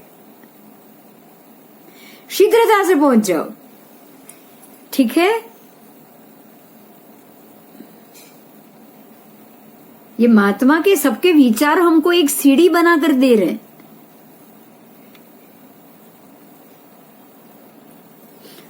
इसमें ये ग्रंथ में जैन खगोल भूगोल संबंधी अद्भुत बातों को सचोट रूप से रजू किया गया। ये आप सोचो, 150 से 250 महात्माओं के ये आलेखन है, इतना सचोट से रजू हुआ है और इतना प्रशंसनीय आलेखन हुआ है कि पूछो नहीं।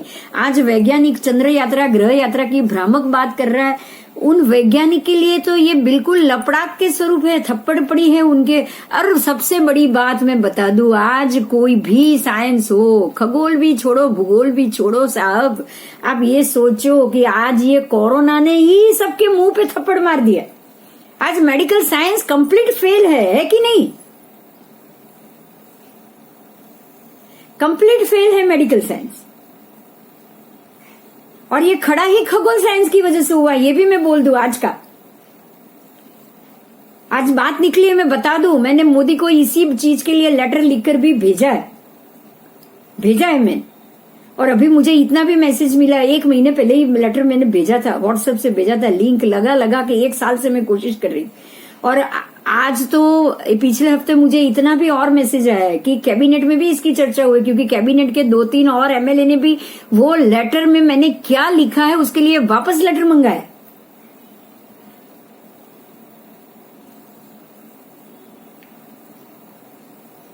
यहां तक बात हुई मेरी बाकी सबसे। और ये लेटर में मैंने ये लिखा है, देखो ये टॉपिक निकला है, ध्यान दीजिएगा इसके ऊपर। खगोल साइंस की मैं बात करी हूं, जैसे मेडिकल के पास आज के जो जीवाणु, जो वायरस उत्पन्न हुआ है, उसके लिए कोई दवाई नहीं है। आपके शरीर की इम्यूनिटी को स्ट्रांग रखने की कोई दवाई आज मेडिकल साइंस के पास नहीं है। ये होने का कारण भी खगोल साइंस है। जो चंद्रयान जैसे ही यहां से निकला, हम लोगों ने भेजा, वो चंद्र तक तो नहीं पहुंचा, ये सब लोग जानते हैं। उससे पहले ही अटक गया, ये सबको पता है। और वो ऐसी जगह पर बैठा है जहां से पिक्चर सारे काले आ रहे, ये हम सब जानते हैं। बराबर अनिल जी, ये 3 चीज पता है सबको, 1 साल से, 2 साल से, 1.5 साल से,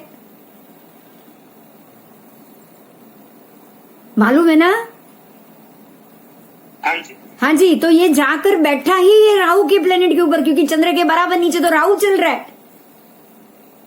और एक और बात, जो मैंने अभी कुछ दिन पहले वीडियो भेजा था ना, वो 40 लाख, समझिएगा, 50,000 फीट के ऊपर विमान हम उड़ रहे हैं, हम लोग उड़ रहे हैं। तो ये जो यान है ना, वो 40 लाख ऊंचाई पे यान उड़ा है, अवकाशयान। तो आप समझ सकते हो वो बहुत ज्यादा ऊंचे तक अवकाशयान जा रहे हैं। समझ सकते हो या नहीं समझ सकते हो? अब वो 790 योजन वाला भी तो नीचे उतर रहा है, ऊपर से आकाश, जो मैंने अभी थोड़ी देर पहले चर्चा की आपसे। ऊर्ध्व में से अधो में से वो भी तो 24 भाग जितना, मतलब 790, अगर उस समय का 790 लेने जाओ तो 250 जितना योजन, तो वो भी नीचे उतरेगा। ग्रहमंडल भी नीचे उतर रहा है और यहां से हम लोग ऊपर ऊपर चढ़ते जा रहे हैं। तो वो राहु के ऊपर जाके बैठा है, ये डेफिनेटली बैठा है। और जब भी 5 सितंबर को भेजा है और 27 सितंबर से तो तकलीफ शुरू हो गई, 25 सितंबर से तो कोरोना डिक्लेयर हो गया। तो खगोल की वजह से भी तो ये परेशानी आई है। साइंस तो वहीं पे भी तो फेल हो गया है, हुआ ही है। तो हम अगर अपने शास्त्रों के माध्यम से जाए ना, हमारे शास्त्रों के माध्यम से, अगर हिंदू शास्त्रों के माध्यम से जब भी अगर आप जाओ, तो ज्योतिष चक्र को तो हमें मानना ही मानना है, पृथ्वी जमीन पे मानना ही मानना है, और उनकी नेगेटिविटी को भी एक्सेप्ट करना पड़ेगा। पड़ेगा या नहीं पड़ेगा?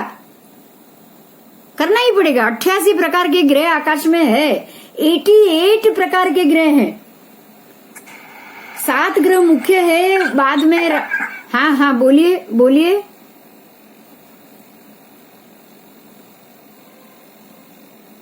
सात ग्रह मुख्य है, फिर राहु केतु के साथ और 88 ग्रह हैं। भस्म ग्रह का संक्रमण तो भगवान वीर के निर्वाण के बाद तुरंत हुआ है, तब के केवली भगवान ने बताया, इसलिए हमको पता है। तो अब ये 7 में से 9 में से जो 88, उसमें से कितने सारे ग्रह आपके संक्रमित हो चुके होंगे, आपको मालूम भी नहीं है।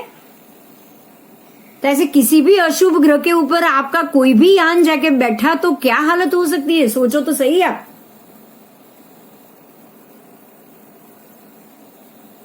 सारा एनवायरनमेंट बिगड़ जाएगा। असर तो नीचे जमीन की प्रकृति पे ही होगी ना।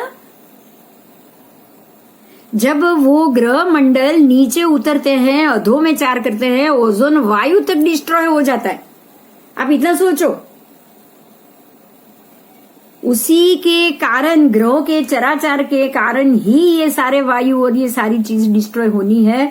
और 3 गांव की काया से हम 5-1.5 फुट तक पहुंच जाएंगे। तो ये असर तो ग्रहों के कारण ही हो रही है। अगर उस पे हम अपने और यहां से यान भेजते जाए, उनका कनेक्शन ज्वाइन करते जाए, क्या होगा? ज्यादा एक्टिव हो जाएंगे वो, होंगे या नहीं होंगे?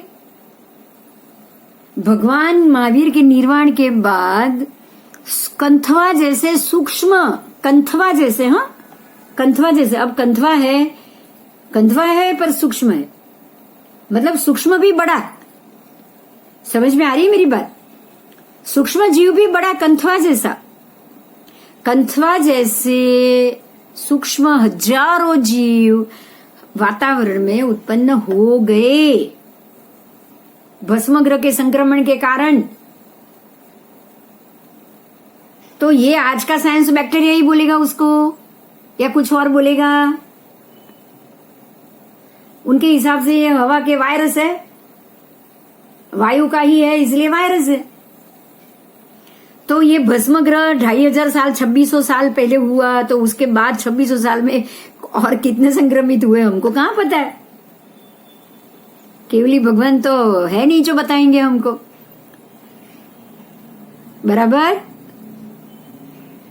बराबर मेरी बात समझ में आई? हाँ, तो हमें यही समझना है कि आज का साइंस फेल है।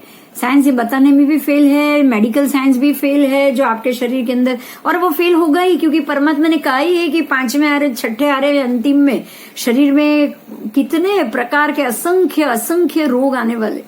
और वो सबका रोग का इलाज भी नहीं होने वाला है। तभी तो ये आर्य की तरफ हम बढ़ेंगे। चलो अभी आगे जाएंगे। तो ऐसे खगोल भूगोल संबंधी अद्भुत बातों का इसमें सचोट रूप से वर्णन है। ये बहुत ही प्रशंसनीय। आज वैज्ञानिक का चंद्र यात्रा और ग्रह यात्रा की भ्रामक बात कर रहे। ये भ्रामक नहीं है, ये लपड़ाक है, वो थप्पड़ है, क्योंकि उनके कारण ही ये ऐसा हो रहा है। अब आप ये समझ सकते हो कि उन्होंने एक दो नहीं 1000 जितने यान छोड़ दिए हवा में, एक दो नहीं छोड़े, हर एक ने कितने के कितने यान अवकाशयान छोड़ दिए। और सारे ये अवकाशयान किसी ना किसी ग्रह के नीचे रहेंगे तो वो ग्रह का पावर हमारे तक बढ़ी जाएगा। एग्जाम्पल देना चाहूंगी, यहाँ पे ही ध्यान से सुनिएगा। अगर हम सूर्य प्रकाश को डायरेक्ट ले रहे हैं ना, हमारे कपड़ों के ऊपर, कागज के ऊपर, अगर आप कोई बुक रख दो, 1 महीने तक बुक थोड़ी सी पीली हो जाएगी, लेकिन जलेगा नहीं, पेपर जलेगा नहीं। लेकिन अगर वही पेपर, आप ध्यान दीजिए, वही पेपर सूर्य प्रकाश और पेपर के बीच में एक बिलोरी कांच रख दो, 5 मिनट में पेपर जल जाएगा, 5 मिनट में जल जाएगा।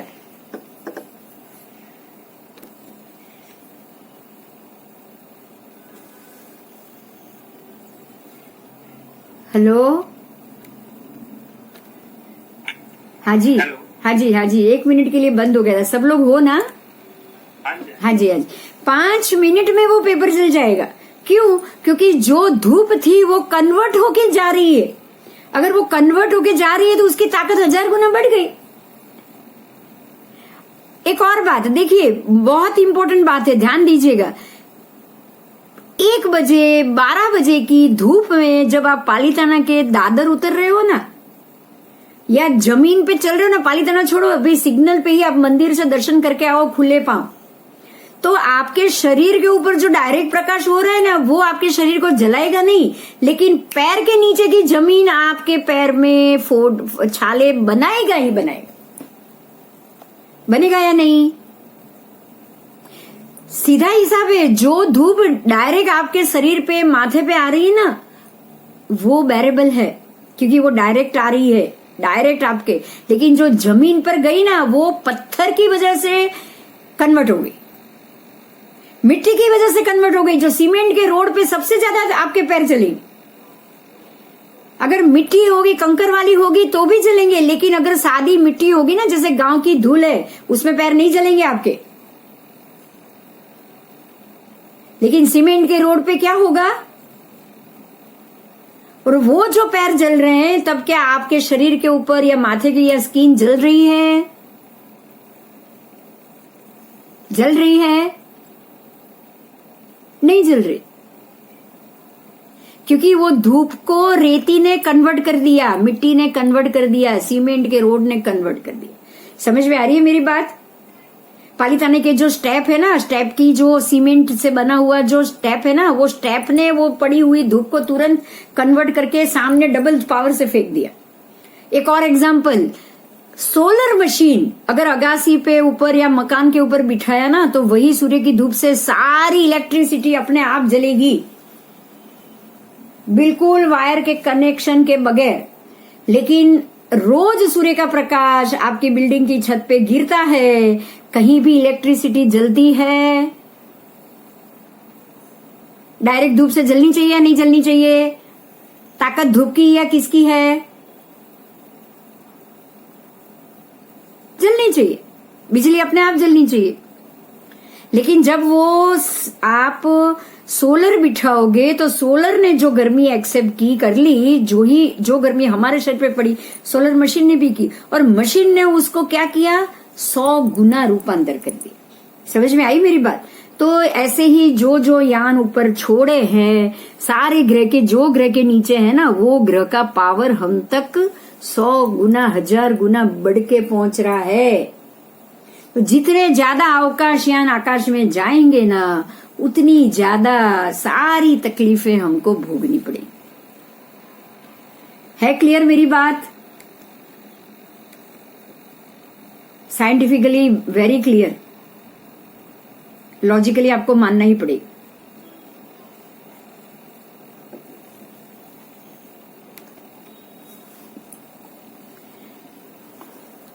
उनकी बहुत सारी खोटी भ्रमणाओं को हमको भंगार करना है। ठीक है, ऐसे सात्विक तात्विक पदार्थों से छलकते नए नए ग्रंथ को हम पढ़ेंगे और सबको भी पढ़ाएंगे। चलो आगे जाइए, आगे जाएंगे, आगे जाएंगे। अभी कोई अच्छी सी और बड़ी सी बात हो तो उसको ही हम ध्यान में लेंगे। ठीक है, इसलिए इन्होंने ये महात्मा ने ग्रंथ रत्न का नाम दिया है। इसको उन्होंने ग्रंथ रत्न कहा है क्योंकि सभी ग्रंथ ऐसे नहीं होते हैं, है ना, सभी ग्रंथ ऐसे नहीं। हमको ऐसे रत्न जैसे ग्रंथों का ही ज्यादा महत्व लेना है। एक सुंदर संग्रहात्मक ग्रंथ की भेंट जिन शासन को मिली, बहुत अच्छी बात है। ठीक है, चलो आगे जाएंगे।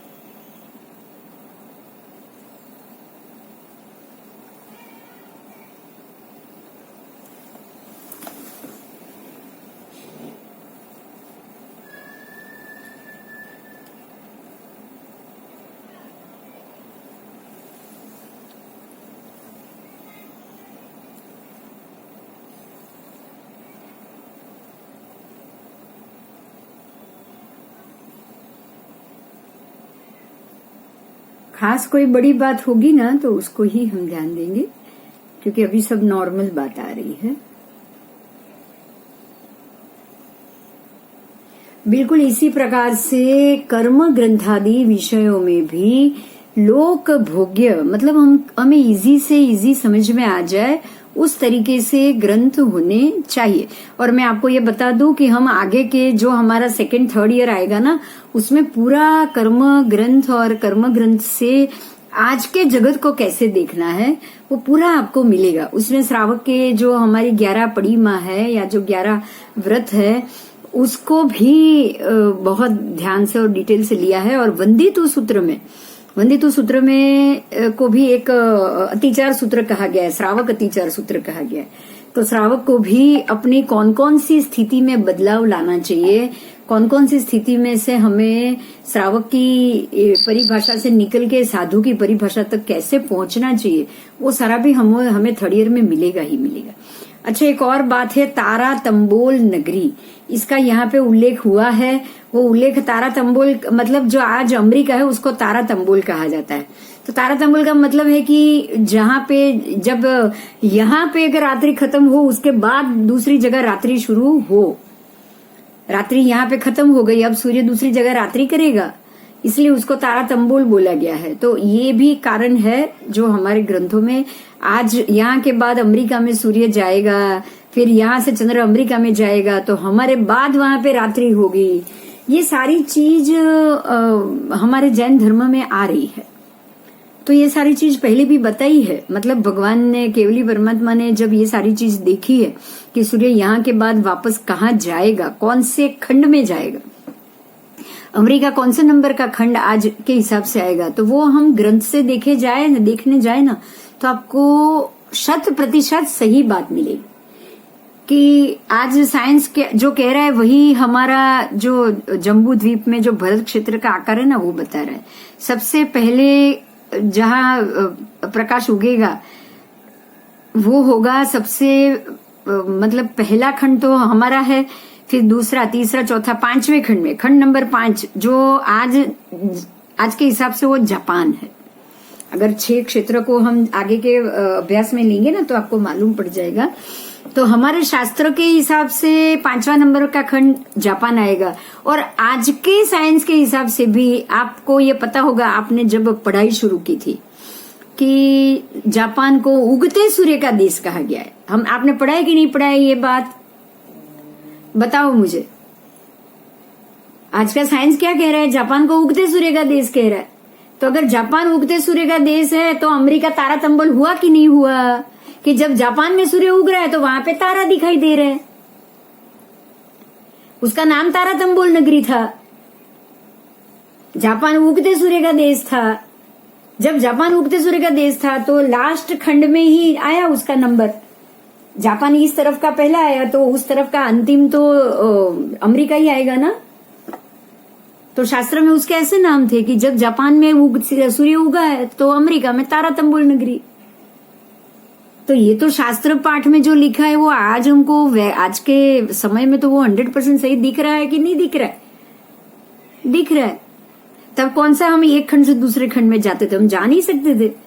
आज जैसा व्यवहार, पत्र व्यवहार, टेलीफोन, आज तुरंत आप चाहो तो 24 घंटे में ही ये जापान के ये छेड़े से वो छेड़े पहुंच सकते हो। आज पहुंच सकते हो, लेकिन जब नहीं पहुंच सकते थे तब भी तो यही व्यवस्था बताई है। तो परमात्मा ने जो हमें ये 2 नाम दिए हैं वो आज के साइंस के हिसाब से 100% राइट आ रहा है। तो ये चीज का यहाँ पे उल्लेख किया गया है। ये बहुत अच्छी बात है। ये अगर आपको पता है कि ये तारातंबोल और उगते सूर्य का देश ये 2 हम जानते हैं तो ही आपके लिए इजी। ये ग्रंथ बहुत ही अद्भुत है। इस ग्रंथ को पढ़ने के बाद ऐसा लग रहा है कि हमारी नसीब खुल गए। ये महात्मा लिख रहे हैं, लेकिन क्या हमारे लिए भी ये सही नहीं है क्या? साध्वी जी महाराज के लिए आगमों का पठन पाठन निषेध है, श्रावक के लिए भी निषेध है, परंतु ये बुक पढ़ेंगे तो हम तो सारा आगम का ज्ञान ले रहे हैं। ये ग्रंथ में इतना सारा आगमों का, 45 आगमों का इतना ज्ञान इसमें परोसा है कि हम भी महात्मा से कह रहे हैं आप भी एक के बाद ऐसे आगम में से ग्रंथ बनाते रहो, ताकि हमको भी आगम की बातों को ग्रंथ के माध्यम से जानना नसीब हो जाए। ठीक है?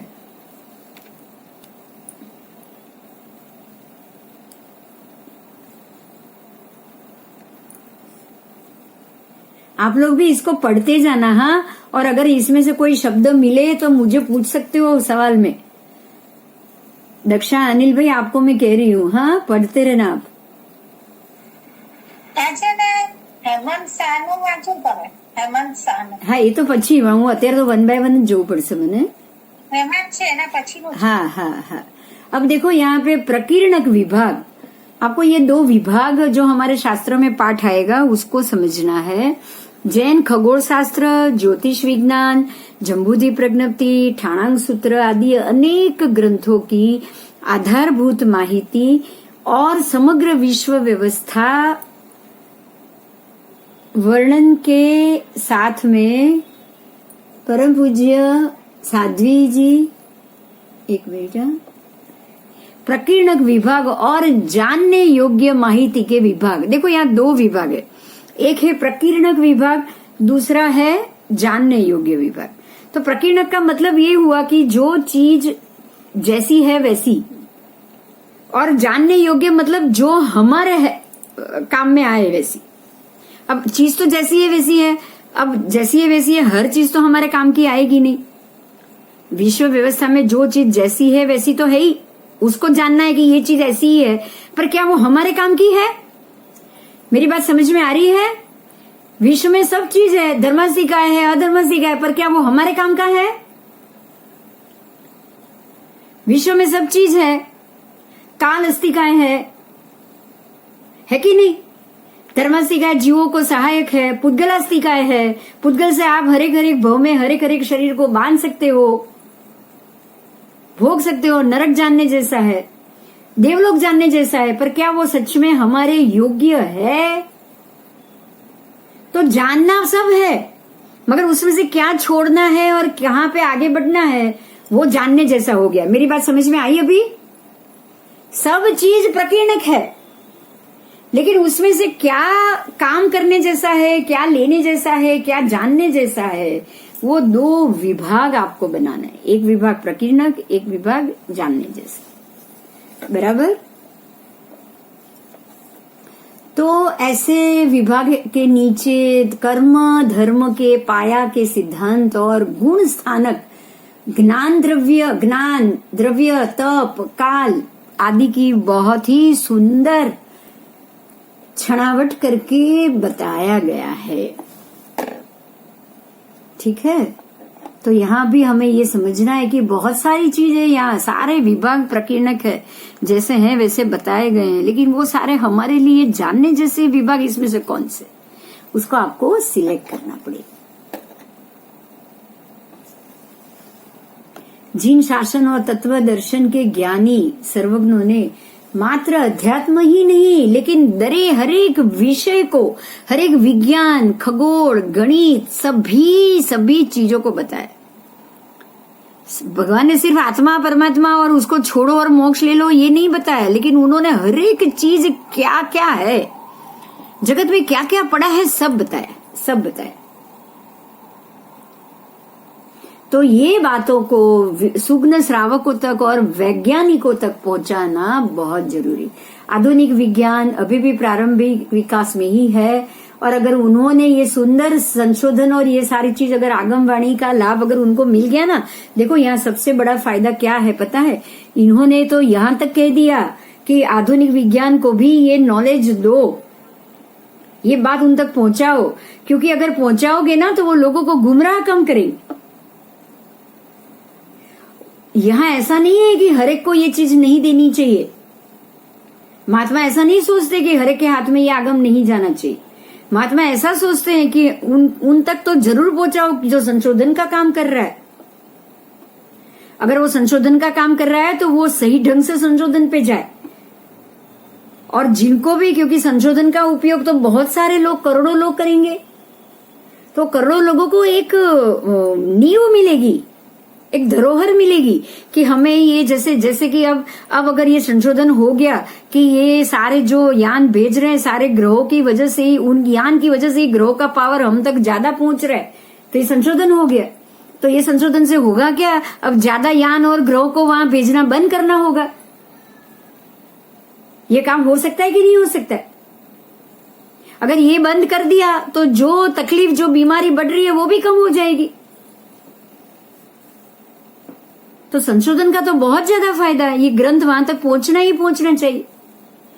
तो जो हमारे शास्त्रों में अब एक महत्व का मुद्दा आ रहा है यहाँ पे, शास्त्रों में ऐसा जरूर कहा है कि ज्ञान को कभी भी ढक के नहीं रखना चाहिए, ज्ञान को छुपाना नहीं है, गोपनीय नहीं करना है, सामने वाले को पूरा का पूरा बताना है, वो समझे या ना समझे। अब आपको यहाँ समझ में आएगा कि छद्मस्त होने के बावजूद, मन पर्याय ज्ञान होने के बावजूद, जब गोशालक भगवान से तेजोलेशा की रीत मांगता है तो भगवान ने पता था इसलिए उनको दिया ही दिया, बताया ही बताया गोशालक।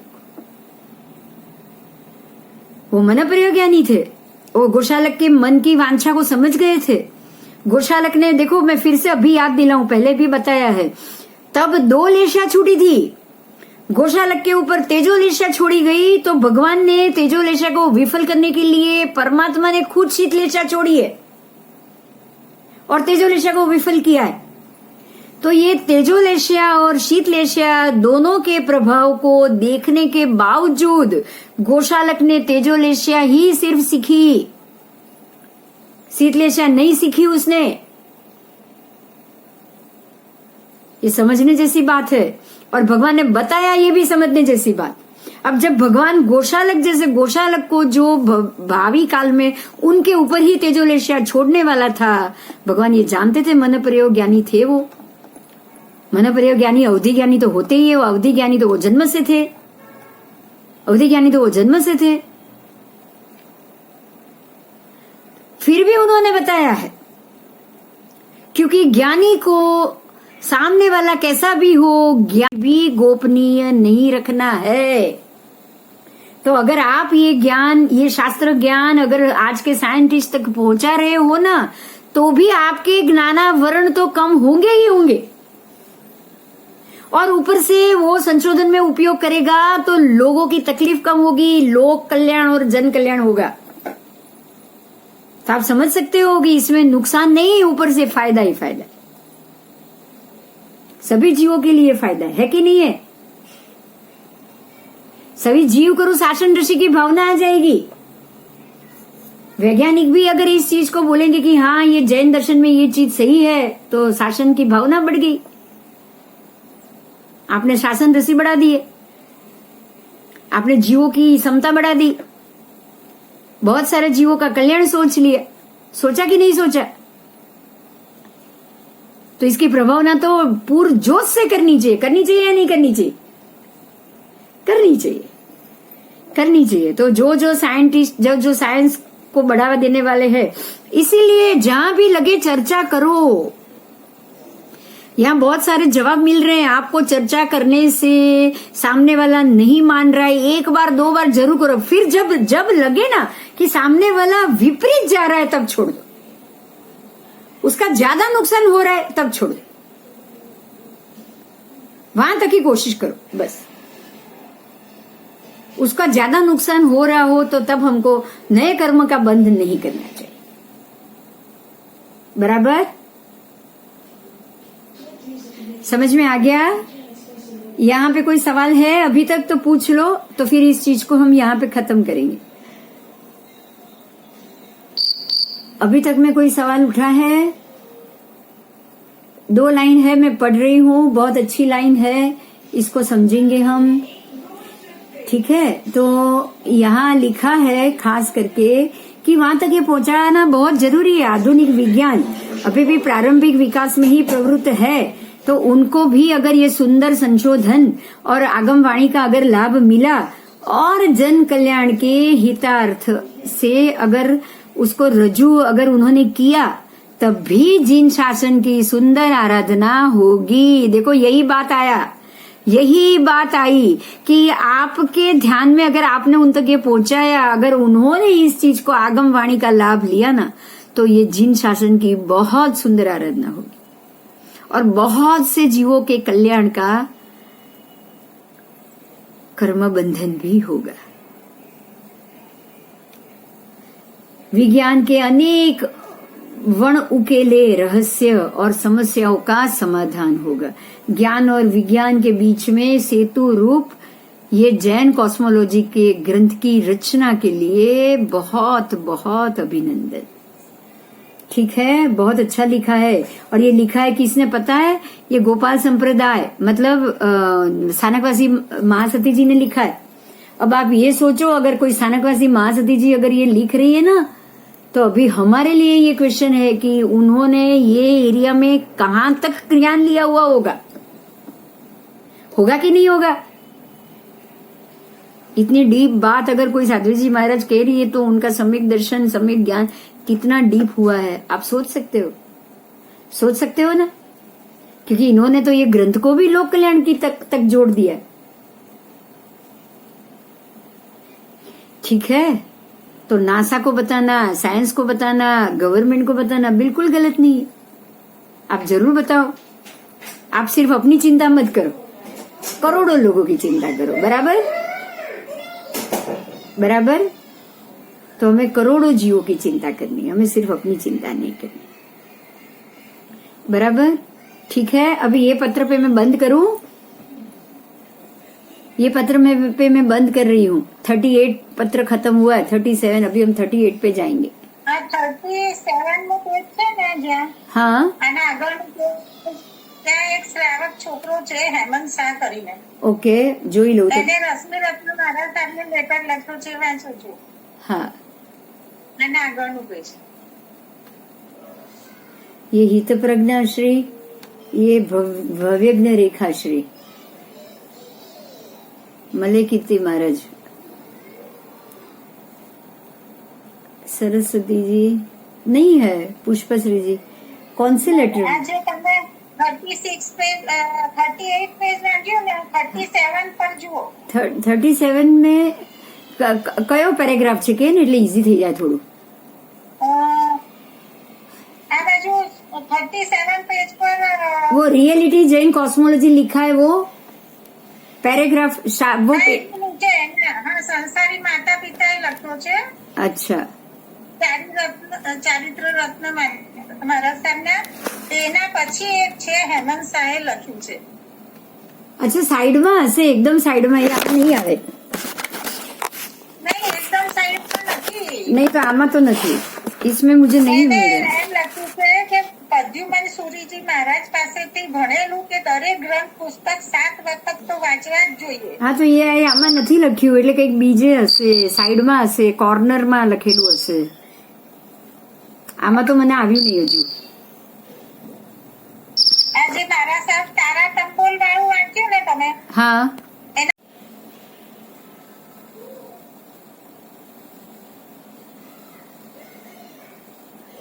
ये पुष्पाश्री जी महाराज है. પુષ્પતુલા જીત્યું ને એના પછી આમ સાઈડ પર કરો આ બાજુ. આ એ મારે નહીં આવે હું એ જ બોલું છું. ઓકે આમાં નહીં આવે પણ કઈ. આખું પેજ હા તારી બુકમાં આવશે મારે આમાં નહીં આવે તારી બુકમાં આવશે. ઓકે તારી બુકમાં આવશે એનું बुक ना प्रिंट में आवश्य बुक के प्रिंट में आएगा लेकिन इसमें जो साइड में लिखा है ना ये महात्मा का है. છે ને આ બુક ને ચોથી વાર વાંચી हाँ हाँ અને એને એમ કીધું કે મને પ્રદ્યુમન સુરી મહારાજ સાહેબે એમ કીધું હતું કે 7 વાર કોઈ પણ બુક ને વાંચવાની તારે. हाँ हाँ અને એને એમ લખ્યું છે કે બૃહદ ક્ષેત્ર સમાસમાં પણ જે વાતો નથી આવી ને એ આમાં છે. हाँ तो छे ज ने पण क्योंकि आमा डायरेक्ट आगमनु छे. मैं आपको सबको यही तो कह रही हूँ क्षेत्र समास और जो संग्रहणी है उसमें से आगम में से कोई कोई पाठ लिया इसमें तो पूरा का पूरा आगम है. वो हमने उस दिन नहीं देखा वो महात्मा अपने अरुण विजय महाराज साहब ने बोला था तो हम लोगों ने भगवती सूत्र में से निकाला ना सब. हाँ तो पूरा का पूरा भगवती सूत्र की सेम गाथा और उसके ही वर्ड है इसमें पूरा का पूरा वर्डिंग आ रहा है. यही तो मैं बोल रही हूँ इसमें आप पूरा आगम पढ़ रहे हो जो संग्रहणी में भी नहीं है क्षेत्र समाज भी नहीं है वही चीज आपको इसमें मिलेगी. महात्मा ने ये बहुत अच्छा काम किया. રત્ની રત્ન મહારાજ સાહેબને લેટર લખ્યો છે કે હું ચોથી વાર વાંચી રહ્યો છું અને 7 વાર તો હું કોઈ પણ ગ્રંથને વાંચું જ છું. बहुत अच्छी बात बहुत ही अच्छी बात. अभी ये ग्रंथ बाहर निकला तब के लेटर हैं. अब अगर लेटर निकालने अब उनको ये बोलना पड़ेगा हमको. हम लोग ये बात करेंगे उनसे बताएंगे कि अब आप ऐसा करो 5 साल हो गया हो ना तो 5 साल के बाद इस ग्रंथ को अगर 5 साल हो गए हो तो अब आप 5 साल के बाद का एक और सर्वे निकालो और उसमें से वही सर्वे में किस किस ने ये पढ़ा और इनको कहाँ कहाँ क्या क्या चीज में अनुमोदना या फायदा मिला है आप उसके लिए भी एक पूरी बुक रेडी करो. बराबर ना. तो ही इसको ठीक से हम न्याय दे पाएंगे नहीं तो हम न्याय ही नहीं दे पाएंगे. ठीक है चलो अभी बंद करेंगे 8:45 हो चुके हैं. અચ્છા बराबर. जय जिनेन्द्र जय जिनेन्द्र जय जिनेन्द्र. ठीक है अभी आज कौन सा वार है. आज तो अभी मंगलवार है सोमवार ही है ना. हाँ बस बस बस बस अभी तो पूरा वीक है. चलो बहुत अच्छा है ये हफ्ते में 3 दिन में बहुत बहुत अच्छा अभ्यास हो जाएगा. और ये जब उनका आज शुरू में ही बात हो चुकी है फिर भी अभी बता देती हूँ. अरुण विजय महाराज जी जो गणधरवाद का जो कोर्स शुरू कर रहे हैं वो हर सोमवार को है और अपना क्लास उसमें क्लैश होगा मतलब क्रैश होगा. સોમવારે છે? हाँ वो सोमवार को है. अभी एक स्टूडेंट ने पहले ही बता दिया. तो हम लोग क्या करेंगे ના, સોમવારે નથી મંગળવારે છે. ठीक है अगर उनका सोमवार को होगा तो हम लोग मंगलवार को ले लेंगे. ठीक है મને ખ્યાલ છે ત્યાં સુધી એમનું મંગળ અને શનિ છે. हाँ तो નહીં, સોમ ને શનિ છે. તો મને કેમ મંગળ આવ્યું છે? अभी आप चेक कर लेना कोई बात नहीं. अभी आप लोग ही चेक कर लेना. अगर कुछ ऐसा हुआ तो हम लोग मंगलवार पे चले जाएंगे. बराबर બરાબર છે. बराबर बराबर बराबर. ठीक है હા હા ठीक है चलो अभी मैं बंद कर रही हूँ. ચાલો ચાલો. ओके जय जिनेन्द्र जय जिनेन्द्र जय जिनेन्द्र. अच्छा और एक और बात अगर उनका मंगलवार को अगर ये ऐसे जो एडजस्ट नहीं हो रहा है मंगलवार को हो गया तो हम लोग संडे को भी थोड़ा सा जल्दी दोपहर में क्लास ले लें। કહેતા હતા તમે? हाँ, मैं ये कह रही हूँ कि अगर मान लो कि हम मंगलवार को शिफ्ट कर रहे हैं ना, तो फिर शुक्रवार के बाद फिर हम संडे को भी दोपहर में एक क्लास और बढ़ा देंगे, અચ્છા, क्योंकि संडे को तो दोपहर को सबको टाइम मिलेगा ही मिलेगा। એટલે 4 દિવસ કરશો? हाँ हाँ, एक के बाद एक आ गया, मंगल बुध और शुक्र तो जो होगा वो होगा ही। जय जिनेन्द्र। अब हम अगले क्लास में बुधवार को शाम को। जय जी।